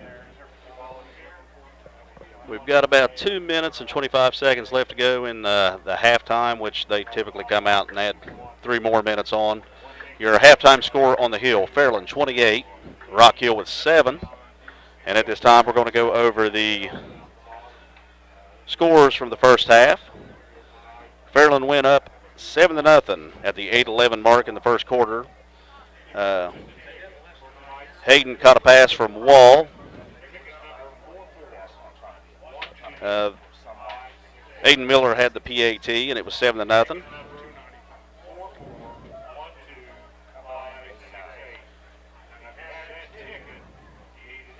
At the 11:25 mark in the second quarter, 3-yard run by Kitts for a touchdown. Miller's PAT made it 14-0. At the 8:26 mark in the second quarter, Rock Hill got on the board on a 4-yard rushing touchdown by Anthony Stamper. Kick by Rylan Barker was good. The score was 14-7. At the 3:55 mark left in the first half, Kitts scored on a 6-yard touchdown carry. Again, the kick by Miller was good to make it 21-7. And at the 1:20 mark, a 26-yard pass, touchdown pass from Wall to Smith, and the Miller kick made it 28-7 to set your halftime score. And again, we'd like to take the opportunity to thank everybody out there for listening in from Rock Hill Land and from Fairland Land. We hope you guys are enjoying the broadcast. I'd like to give a shout out to Julie Robinson. Glad you're able to listen in. I know it's hard for you not to be here. You're always here rooting on the Red Men. And give a shout out to Kyle Clement, also out there listening in. Kyle was an old math student with me back in the day on the Hill. We had algebra together. Shout out to Isaiah McFan. He's listening. Adrian Salamone, glad you're listening. Brent Sarvin, Tristan Marshall, Nathan Spurlock. Again, glad you guys are able to be able to watch the live stream and watch. Joswag 44. Keith, I got to give a shout out to a couple listening. Absolutely. Back in Lancaster, I know we got Bo and Austin Evan listening back there. And up in Merrimack, New Hampshire, I think we've got Nolan and Scarlett tuning in. Regular listeners and watchers of the program when we're broadcasting. I would be willing to bet my sister Beth's probably listening to Washington, D.C. And good chance that Jay and Kate and Henry are listening in Dayton. So thank you guys all for tuning in. Yep. Yeah, any of you guys out there listening in, we greatly appreciate it. This is what it's for. It's for people, alumni and fans who either are shut-ins and can't get out here, or live out of town, or maybe you're at work and you got an opportunity to catch in some of the action during your lunchtime or on your break. We won't tell the boss. Yeah, we won't say nothing. Keith, I got a couple scores to pass along. Okay. Now, some of these are second quarter scores that were nearing the half. Kind of a shocker here up at Chesapeake tonight. Colgrove with a 38-8 lead on Chesapeake. That was a battle. Chesapeake 3-0. Colgrove a little 2-1. brown jug. Little brown jug. Interesting score there. And like I said, that was I believe there was 2 minutes left in the second quarter there. Another OVC score we have, Gallia and Portsmouth. This is kind of a shocker too. Portsmouth up 33-0, getting right ahead to the half. And then we've got one non-conference score just of interest. Some opponents at Rock Hill has played. Minford's up 15-9 on Oak Hill in the second quarter. That's surprising. Very surprising. And we do not have, looking for a South Point Sims Valley score. If you have it, Feel free to put it in the chat, share it with everybody. That's about the only OVC school score we do not have right now. But Keith, I got to give a shout out to the Rock Hill community too. You know, I'm looking out here at the home bleachers. We're down 28-7, and this place is still packed. A lot of people have stayed. You know, a lot of changes in the off season. Love what we've seen so far. These people, they're patient with it. They understand it's a process, and good to see them still out here supporting the guys. And you know, it's kind of telltale right here. This is a gut check. You want to see how you guys play, how you handle adversity. It's a learning process, and we'll see how they handle that. Rock Hill will get the ball first. So we'll see how they handle this. And back to that first half action, Andy, I do want to just say that I'm impressed with Fairland's football team. Good football team. Really impressed with Wall at quarterback. Great footwork, great pocket presence. He's able to slide up in the pocket, slide out when he needs to. And again, that's a kid that hasn't played the way we understand. He hasn't played since his freshman year. You know, you got Cam kids. We all know, we've watched Cam since we coached in grade school. Just one of them hard-nosed kids who really fast. You can see how much time he's put into the weight room. He's a big boy. It's interesting you bring that up. These two classes of seniors through the different levels of football, they seem like they're the ones that have met for championships, whether it be fourth grade, sixth grade, junior high. These two have been pretty competitive with each other. But you're right, Keith. I mean, the most glaring thing to me, Fairland is athletic enough at the receiver positions when they spread out. They almost force you into a zone. They're really difficult to match up man-to-man, and they're going to cause fits for a lot of people. I think, you know, what I've seen, I think Ironton will match up really well with them. Ironton, you know, same situation, a lot of athletes and speed on the outside. But as Fairland goes to the OVC, they're going to cause a lot of fits for people. They're difficult to guard, and you know, really, I feel like what Rock Hill's doing is trying to keep them in front of them. Well, they're trying not to give up the big play over the top, and really they've done a pretty good job at that. And like you say, you almost have to pick your poison. I mean, Keegan Smith is a fantastic athlete, great hands. He understands exactly what they're doing in their concept of their passing game. A lot of their passes are really extensions of the run game, but then they'll lull you to sleep. They'll pull you in, and then boom, they're headed over the top. Or like you say, they're sitting down in that zone coverage, and they're just catching the ball 12, 14, 15 yards down the field. It really, if you go back and look, I believe it was in Fairland's opener. They played Portsmouth West, and shocking when you look at the stat line. Portsmouth West held Fairland to less than 75 yards rushing, and Fairland still won the game 34-0. So exactly, that tells you that, you know, you take away one aspect of the game, and they still find a way to go over top. They're just difficult to defend. So. And you know, again, looking back at their season stats, you can see that they're a pretty balanced team, really. Passing wise, I believe I've got them down at they throw the ball 41% of the time, basically rushing the ball 59% of the time. Total amount of yards when it comes to rushing, they've got 440 yards rushing. They got 519 yards passing. So again, very, very even.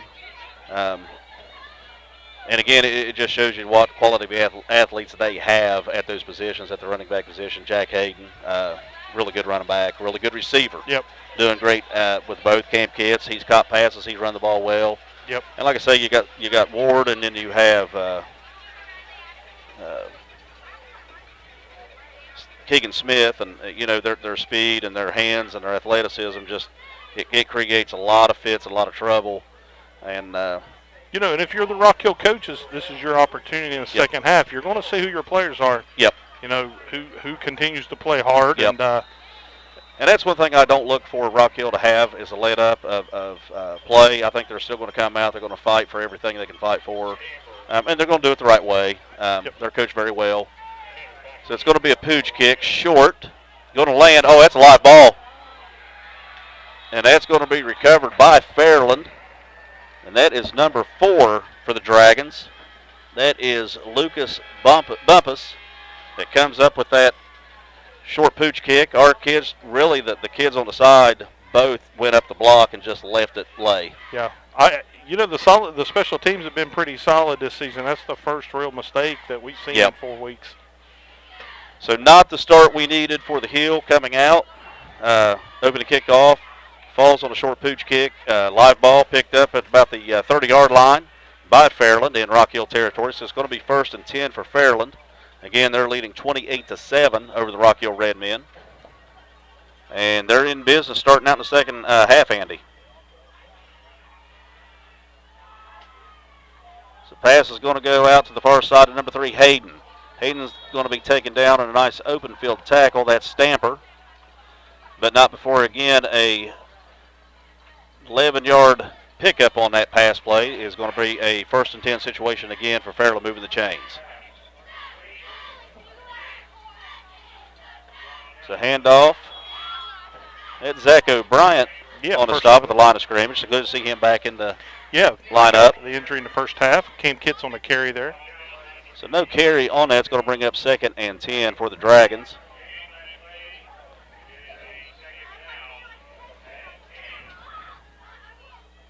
So while we got motion coming to the near side, that's Hayden in motion.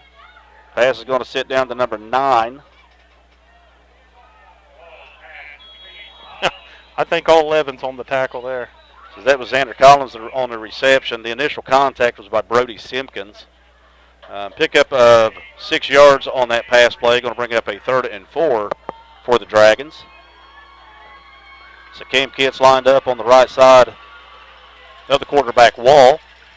Trips to the far side. Going to pass right over the soft spot. That's Smith again.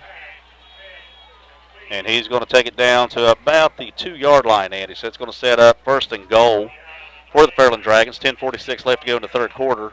Again, your score right now sits 28-7 in favor of the Dragons. Handoff's going to go to Kidd straight up the middle, and I believe he's going to be in for the touchdown. Yeah, they're going to call him in. So a 2-yard touchdown scamper. Number 1.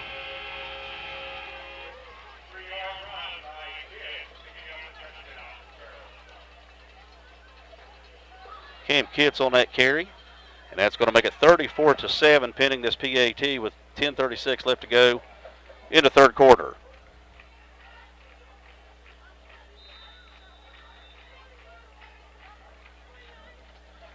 So Miller is back to kick this PAT for the Dragons. Kick is up, and it is good. So as the two teams come back up the field, a quick scoring drive by the Fairland Dragons. Straight tempo that time, Andy. Not giving us any time at all to relax. No. Really, at this point, I think we're playing a little bit on our heels now. Yeah. Gifted them the field position, and just a quick call out there. Aiden Miller, place kicker, Fairland, 5 for 5 on the evening. Yep. So with 10:36 left to go in the 1st quarter of play, Fairland 35, Rock Hill with 7.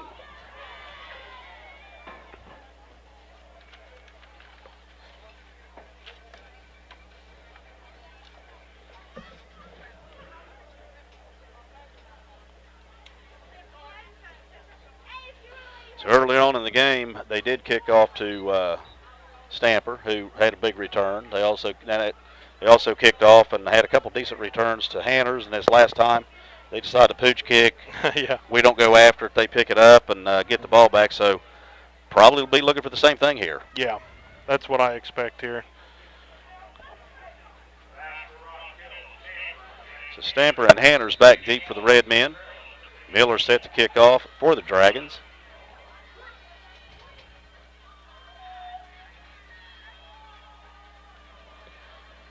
A little longer this time. Bad handle, but Wisely just jumps on it to cover it up, and then Rock Hill's going to be 1st and 10 for the Red Men now.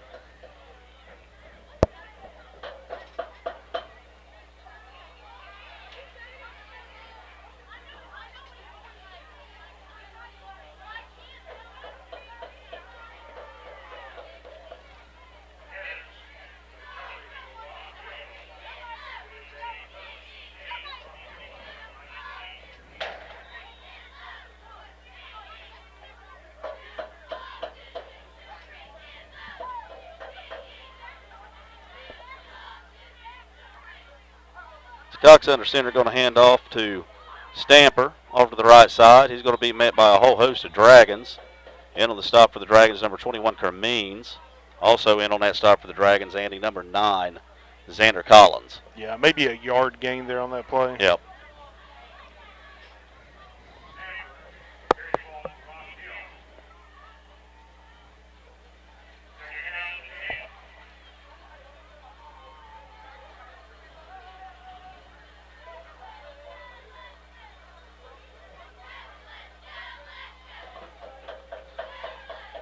Nice little seam there. Stanford, the ball carrier.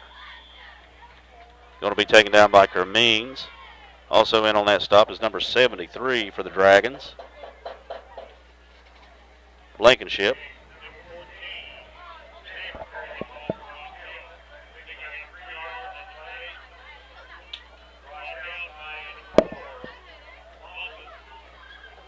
So a 3-yard pickup on the play is going to bring up 3rd and 6 for the Red Men.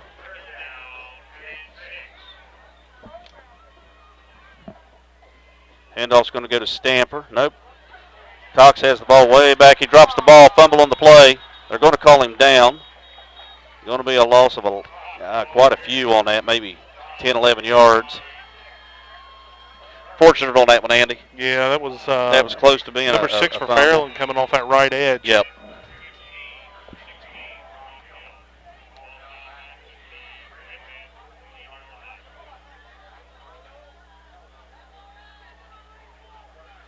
So that's going to bring up a 4th and 17 situation for the Red Men.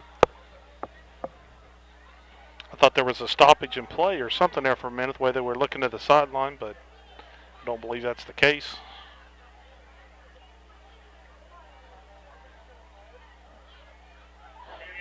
And that's Preston Malone back to punt for the Red Men. He's going to be standing right on the goal line to punt this ball away. There was a flag laying back here by the 40, but they just picked it up, so I don't know if he just dropped it on accident or what happened. Back deep to receive this punt, number 0, Keegan Smith for the Dragons.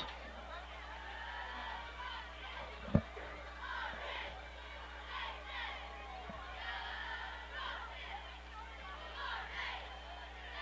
punt's short, and it's going to be fielded by the Red Men there, number 22. So that's Kearns.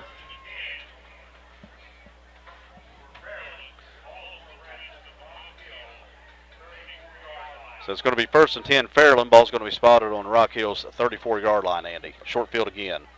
8:56 left to go in the 3rd quarter of play. Again, your score, Fairland 35, Rock Hill 7.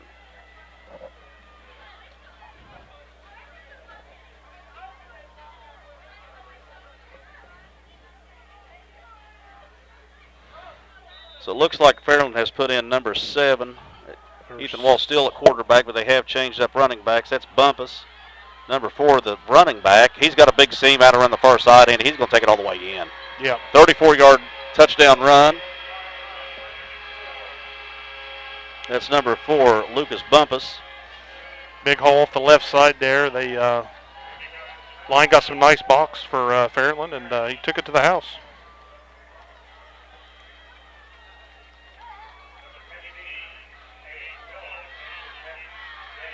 So Miller's going to be in to attempt this PAT with 8:47 left to go in the 3rd quarter.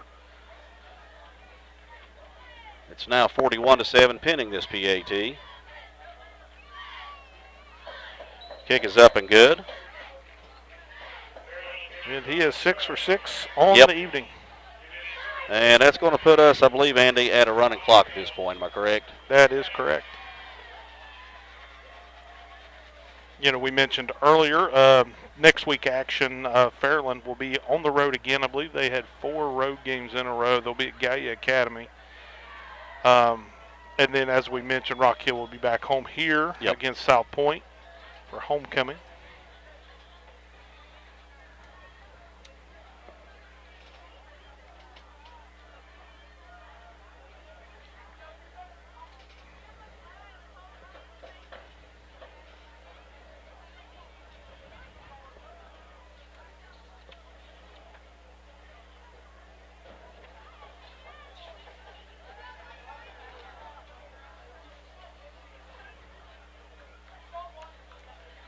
Andy would like to give a shout out to the middle school cross-country teams. girls and the boys. The boys did not have a team up until about a week ago, and all of a sudden now they've got 7 kids running. We'll take it. Yeah, absolutely. The high school team, obviously, they're going to be running for their 10th consecutive OVC title, and me being me, I was looking around trying to find out what the state record on that was, and what I can find is 14 in a row, and Rock Hill's got a legitimate shot. Yeah, they're And strong. at hitting 14, you know, they got to have some help here coming up. Obviously, the class that's coming up with it's going to be That is a live ball. There we go. okay. Now it's in the end zone, so it's going to be a touchback.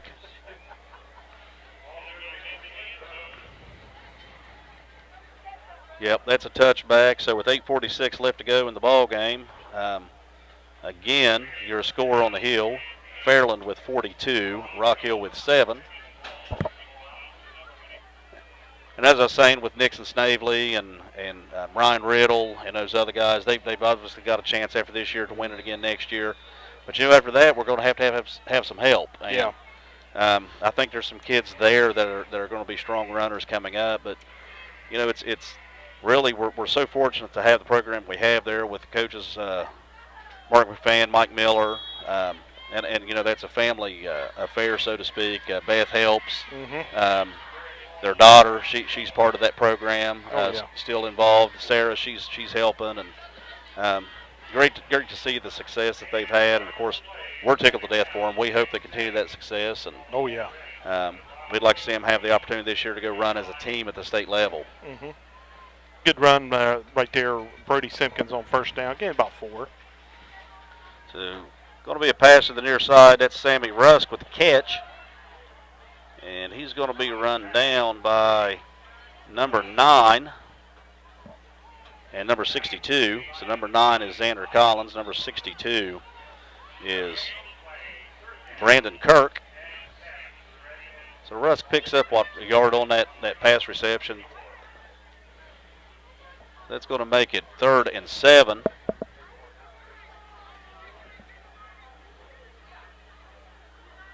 So Simpkins is going to be the lone setback. Cox is back to pass. Steps up. Flushed out of the pocket, coming up to run. And he's going to be taken down and out of bounds by number 4 for the Fairland Dragons. That's Lucas Bumpus. Got a Rock Hill injury down. Looks like Mason Hanner's there. I think looks like a cramp possibly.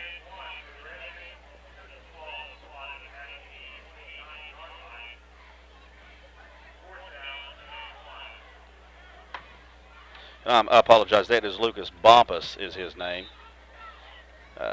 Unfortunately, it's kind of dark in here. I had to turn my light on Andy to see. I hate getting these kids' names wrong, though. You know, he wants his name called out right. And again, a nice stop by him.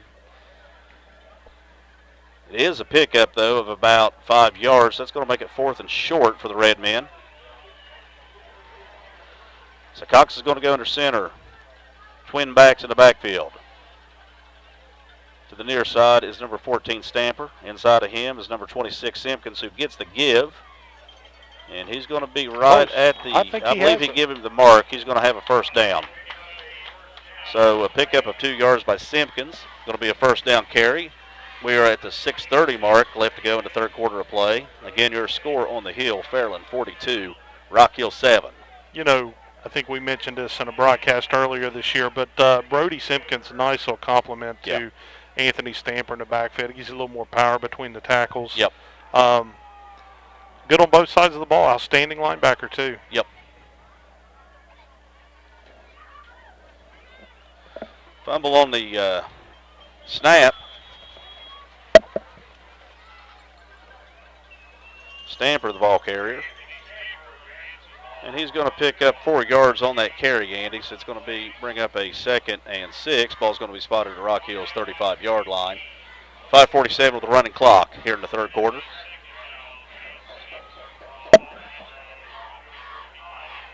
So twin backs again.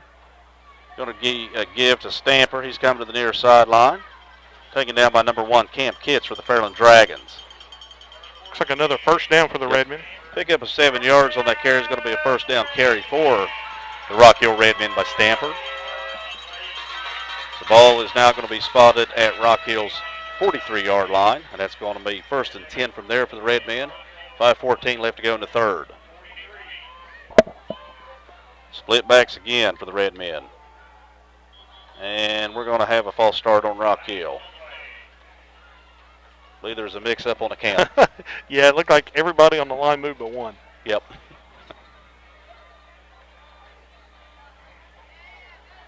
So that's going to move the Red Men back 5 yards. Going to bring up a 1st and 15 for Rock Hill.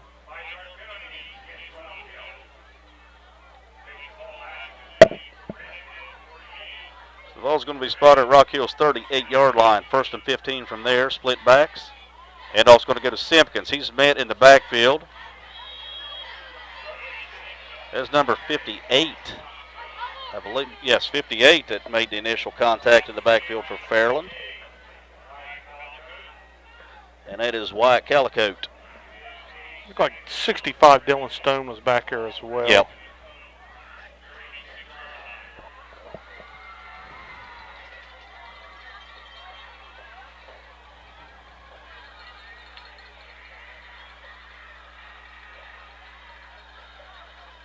So handoff's going to go to the up. Nope, going to be a swing pass over to Stamper, but it's just behind him. So it's going to fall incomplete.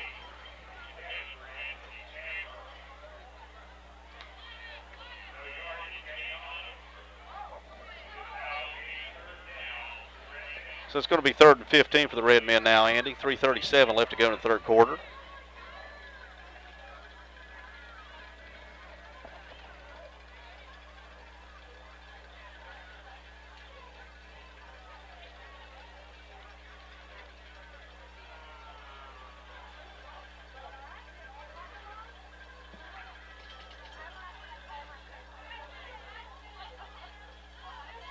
Back on the handoff. Cox, the ball carrier for the Red Men. He's taken down in the backfield by number 9 for the Fairland Dragons, Collins. And that's a loss of about 3 yards. That's going to be a quarterback sack for the Fairland Dragons. So Preston Malone is back in to kick for the Red Men this punt. Back deep for the Fairland Dragons is Zero Smith. Another land good right at the punt. 40, going to be picked up. Smith's got a lot of green over there on that far side, Andy. Makes it to the sideline. He's going to be chased out of bounds. Looked like Peyton Clutters. Yes. That was number 6, Peyton Clutters, who took him out of bounds. So 2:42 left to go in the third quarter. Rock Hill finds themselves down 42-7.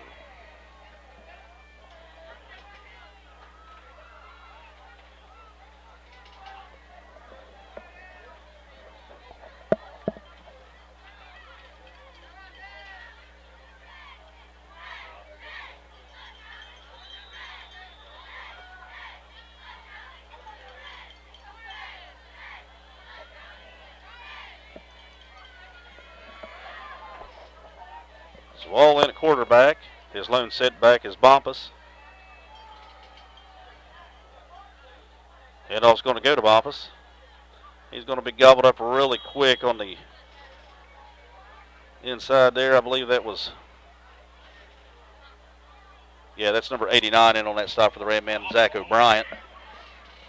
2:16 left to go. No gain on that carry is going to bring up 2nd and 10 for the Dragons. As you mentioned, good to see Zach back out there after the Yep. injury in the first half.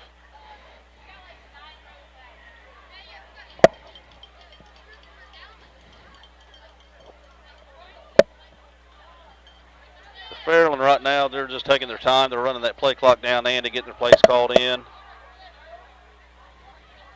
Wall, going to be a handoff to Bumpus. He's going to go to the far side. He's got a whole lot of running room again. Same play, left Same side. play, left side. He just took it in for the touchdown, absolutely. He's got some wheels. What was that, 43-yard run, Andy? I believe that was. So a 43-yard touchdown run for Lucas Bumpus. Senior.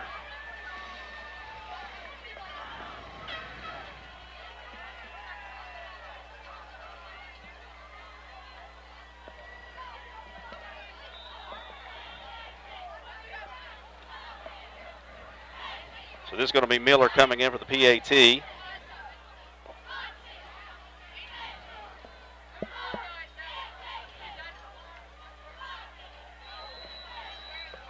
Miller's kick is up and good. And that's going to bring us to 1 minute left to go in the third quarter. And your score, Fairland 49, Rock Hill 7.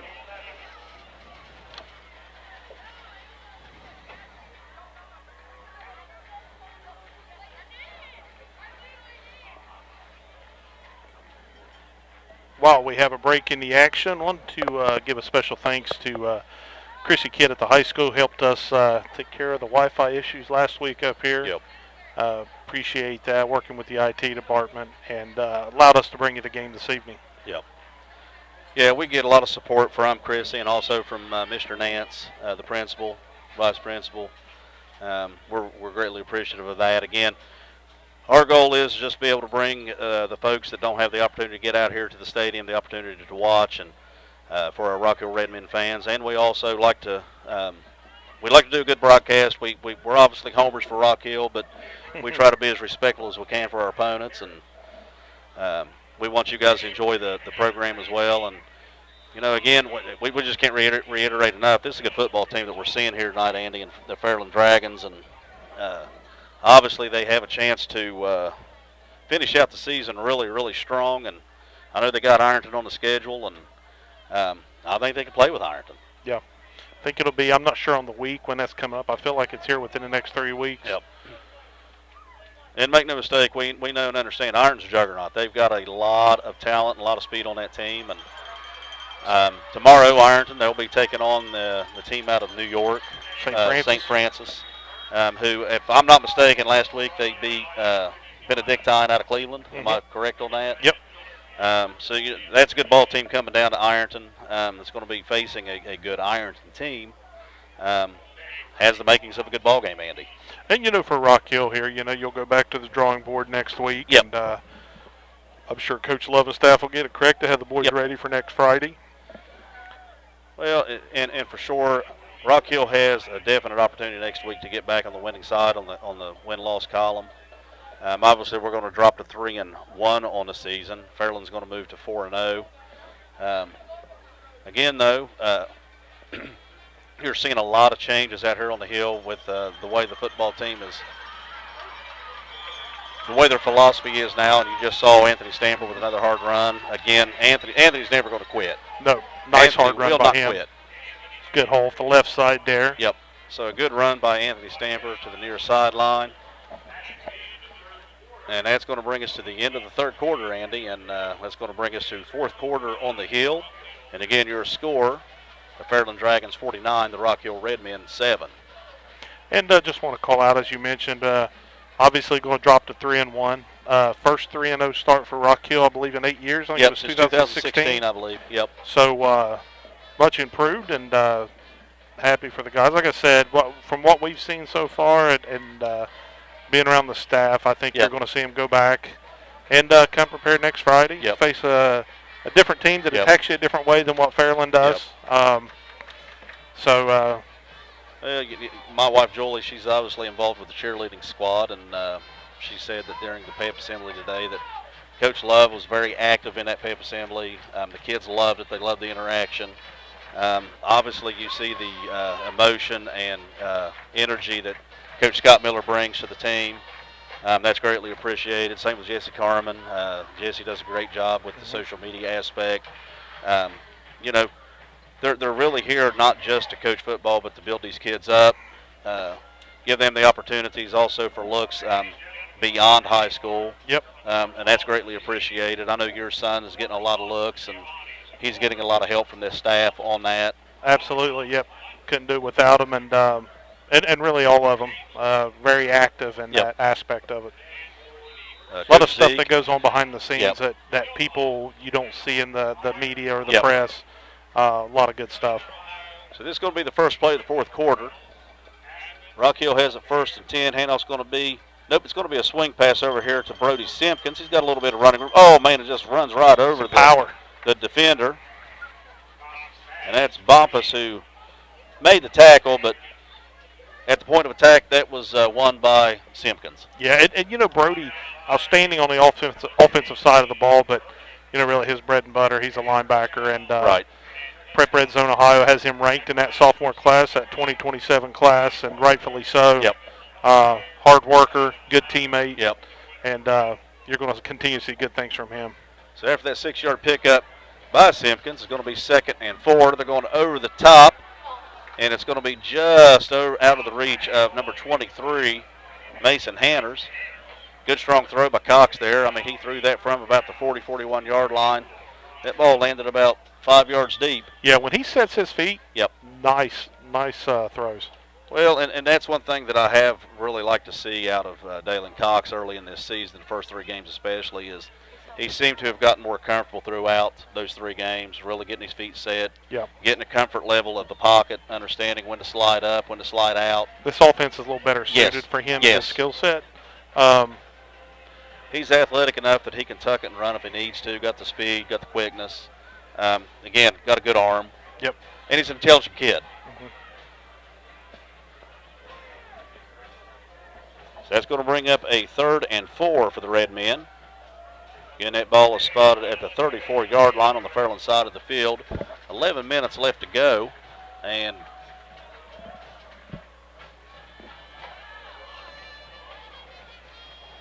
so actually 11:01 left to go.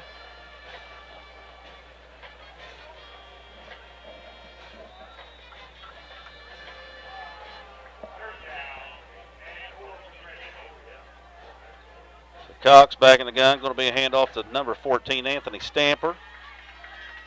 He's going to pick up the first down, Andy. Nice run. Nice blocks off the left side. You know, we Yep. get to talk about the backs a lot, and I got to throw a special shout out there to some of the linemen that don't get quite the pub, but Grant Bevins, Wyatt Jenkins, you see out there. Yep. We mentioned this earlier in the year. Grant Bevins, line is not his natural position, but he's one of these guys that says, Coach, Yep. I'll play where it helps the team win. So he's always been that way. That's Peyton Lucas in on that stop for the Fairland Dragons. That's going to be Simpkins, the ball carrier. Looked like he was taken down by a combination of number 60 and number 32 for the Fairland Dragons. Number 32 is Levi Mitchell. Number 60 is Jacob Michaels.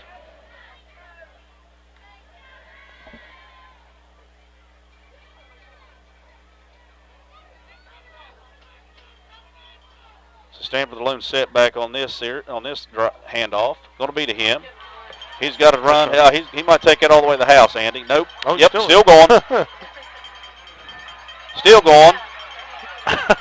There's no quit there. And he gets a little help from his Red Men friends, and they're going to take him down inside the 3-yard line, it looks like, Andy. Looked like the freshman, Cade Robinson. Nice blocker, Yep. 75. Wanted to call out, too. Peyton Clutters has checked in at one of the wide receiver spots for the Red Men. Yep.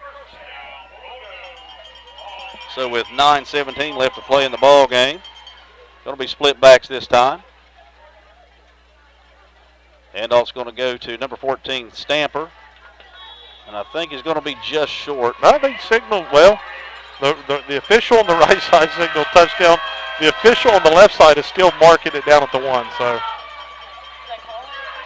I think the one tried to, and the other one, the guy on the far side, he pointed straight down from the get-go. Yeah, I think he had a view and of it. He was right. I was looking through the binoculars. His knee was down before he got there, but it was close. So it's going to be 2nd and goal from the 1. Handoff goes to Stamper, and he's going to take it in. So with 8:33 left to go in the ball game, Stamper takes it in from 1 yard out. So pending this PAT by Ryland Barker, the score sits at 49-13.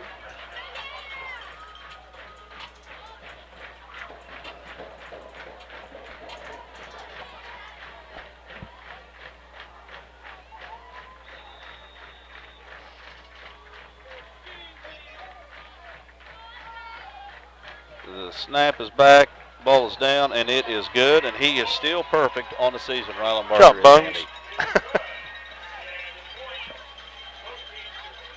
And Andy, again, I just want to reiterate, when I stand up and look out there, there's still a lot of red and white in the bleachers. I just heard a lot of clapping, so, you know, even though we find ourselves down 49-14, the Red Men faithful here, they're still here. They're still cheering on the boys. Smart crowd. And that's what we need. Smart crowd. Yes. They see the big picture. Get behind these kids. Get behind the program, and stay with it. And we're proud of the kids. We're proud of the program, and I promise you they'll be back next week ready Yep, to roll. absolutely. There's going to be bumps in the road no matter what you do in life, and unfortunately this is a bump in the road for this season. And this may be for the regular season one of the tougher teams they Right. face all year, and they knew that going in. They Right. knew it was going to. They were the underdogs. I think we mentioned that early in the broadcast. You kind of look at this as a measuring stick game and kind of see Yep. where you're at, and Well, kind of go from there. it hurts not having Braylon McClellan tonight. I believe he's out with a hamstring injury, and it hurts not having him on the field. Hopefully we get him back next week. Yeah, hopefully in a couple weeks we're looking at getting Eli Smith back. I'll Yep. be excited to see him on the field. Yep. Big senior leader there. Yep. Great kid. Hasn't had had an injury in the summer camp. Yep. But we're getting close. I know our schedule's backloaded where it's pretty tough on the back end, and we could really use them. So I hope to have Eli back out soon. So it looks like number 9 back deep in the middles. That's Xander Collins. And it's going to be handled by Collins at about the 15-yard line. And he's going to be met by quite a few red jerseys.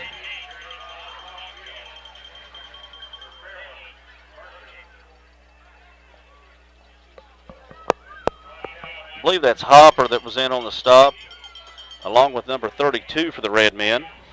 Logan Hopper has had a real good game. He's had an opportunity to get a little more playing time this week, and felt like he's made the most of it.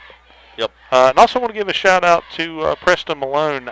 The punting game has been on point tonight, Yep. and it's one of them areas, like I said, doesn't get a lot of headlines, Yep. but probably his best punting game all season. Right. And they've all been good. So Right, that says I agree. a lot. Also in on that stop for the Red Men, Andy, was number 32. That's Bryson Stevens for Rock Hill.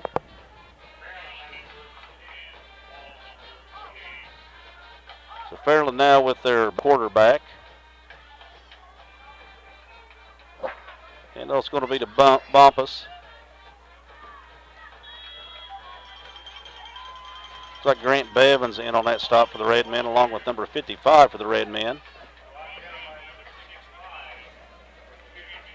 Bryson Loper. And at quarterback now for the Fairland Dragons is number 18. That is Owen Burcham. And again, we've got about 6 minutes and 10 seconds left to go in this ball game. It is a running clock at this point.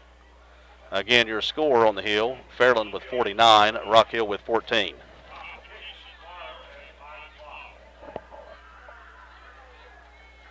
So Burcham's going to come to the near side. Going to be chased out of bounds for Rock Hill by number 7, Gavin Malone.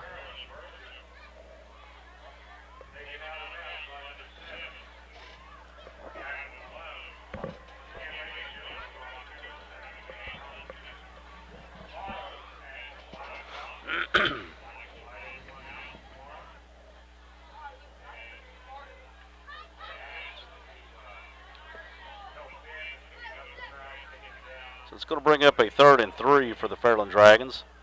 Again, Burcham back at the quarterback position. Bumpus at the tailback. Going to be a pitch out to the far side. Actually, that's not Bumpus. That's number 11 for the Fairland Dragons. That's, I believe, Christian Bumpus.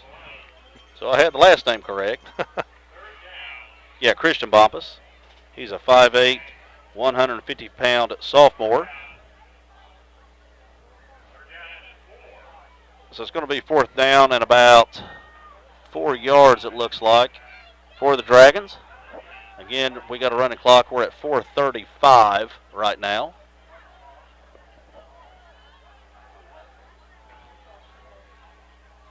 So handoff to a new running back. That's number 32. Going to be tackled by Grant Bevins on the inside.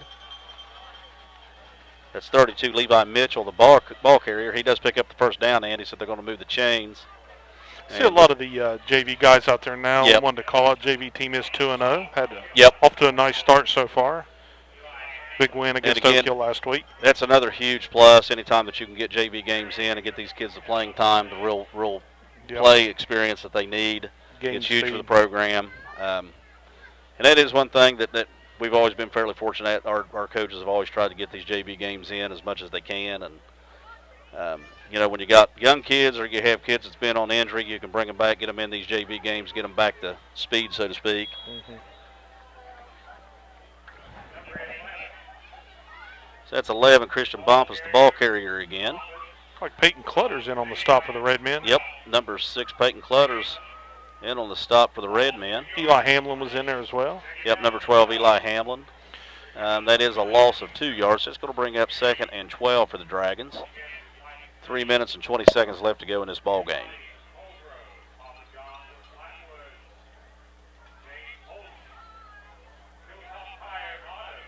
I don't know if I won split spot or not, Andy. I never did hear. Oh, nice big hit there by Rock Hill's number 57. Oh, I don't know if we have it in the roster. I don't have a 57 here, but I'm telling you. He's stacking lumber. Yes, he is. That was a great hit by that young man.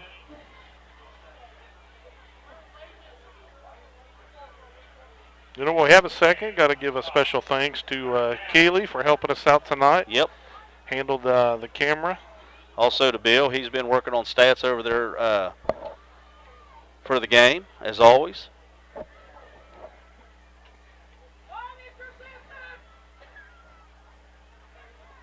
So Bertram's going to keep. Coming to the near side. He's quick. Yeah, he is. Flag behind the play here. Taken out of bounds there by number 3 for the Red Men. Cash Lyons.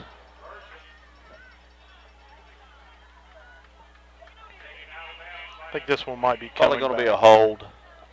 You know, we've got a full booth up here tonight. You mentioned Bill Sloan. We even have Tim Stevens with us from Yep. the Herald Dispatch up here Yep, tonight. Tim Stevens from the Herald Dispatch. Everybody's is up hanging here out up here covering tonight. it for covering the game. I'm sure he's got Twitter posts out with updates, and we do want to give him a shout out as well. He does a great job of making sure that he gets our kids in the Herald Dispatch on his weekly column that he does for prep sports. Anytime we have kids who take visits to colleges or sign or do anything else, he's been very, very good, gracious to put our kids into the.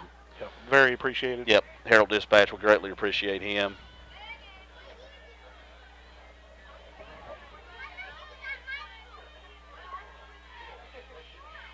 So 81, the ball carrier. So Fairland giving a lot of kids the opportunity to run the ball. Number 67 was in on that stop for the Red Men, Andy. Maverick McFan. And number 81, the ball carrier, was Keelan Johnson. 6 foot, 160 pound junior. I think Tank would approve of that tackle. wouldn't Yes.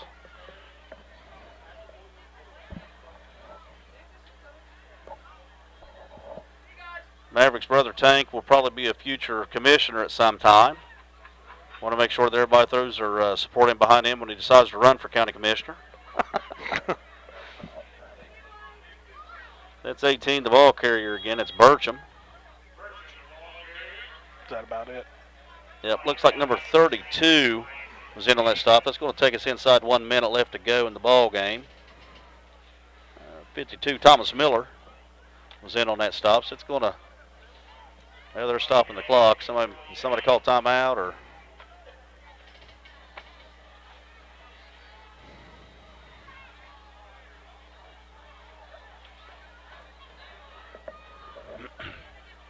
So it's going to be a turnover on downs, Andy. Looks like Rock Hill's going to take over.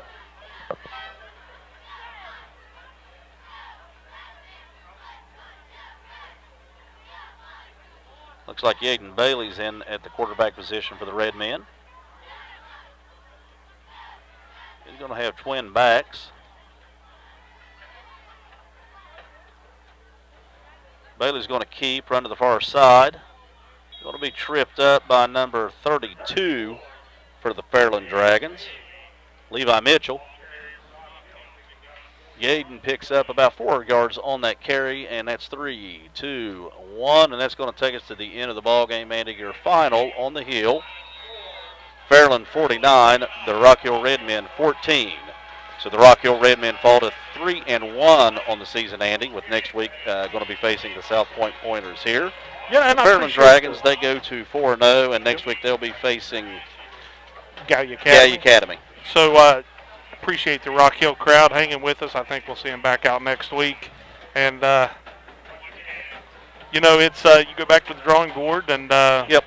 come up with a game plan for South Point next week and see where we go from there. But crowd stayed with them. Like I said, smart crowd. They know. Yep. Kind of knew what we were facing tonight, and I think they know we got a good team. And They're again, going to bounce that's back. exactly what we need. And we threw out the challenge earlier today, Andy. We want to see the stadium packed. We're going to throw it out again tonight. We'll throw it out again next week. Pack this stadium out, guys. Get in behind this young team. Get in, come out, support them, root them on. Next week, I really feel like Rock Hill's going to be back on the winning side of things. Great chance to go to 4-1 next week. So. Again, we just want to challenge everybody out there. If you can make it out, come on out here. Get loud, get proud, get behind the Rock Hill Red Men. Again, we like what we see. Obviously, nobody's happy with the loss, but at the same time, you got to understand you're playing the best team in the conference right now. Oh, yeah. We're a young team with a new system. I feel like we're making progress. We're going forward. And I think the majority of the community's on board. I mean, you're going to always have that small fraction out there that's excited about this, but they had to wait 4 weeks. So and that hasn't happened in a long time. Right. So. And if you are out there and you're happy, shame on you. Yeah. I will say that. Again, get behind these kids. Get behind the program. Get behind the coaching staff. We're here to support them. We want everybody out there to continue to support this Rock Hill Redmen football team. Still a lot of wins left on the schedule, Andy, and they're an exciting team. They'll be back next week, and we'll be ready to roll. So thank you all for tuning in. Yep. We want to thank everybody again for tuning in. We appreciate everybody's listening in, and appreciate everybody out there that commented in the comment section. Again, we appreciate the administration here at Rock Hill. We appreciate everybody that helps us out up in the booth. And, again, come out next week. Get behind your Red Men. We're going to be back next week to take on the South Point Pointers. Is it homecoming next week, Andy? It's homecoming, so come out.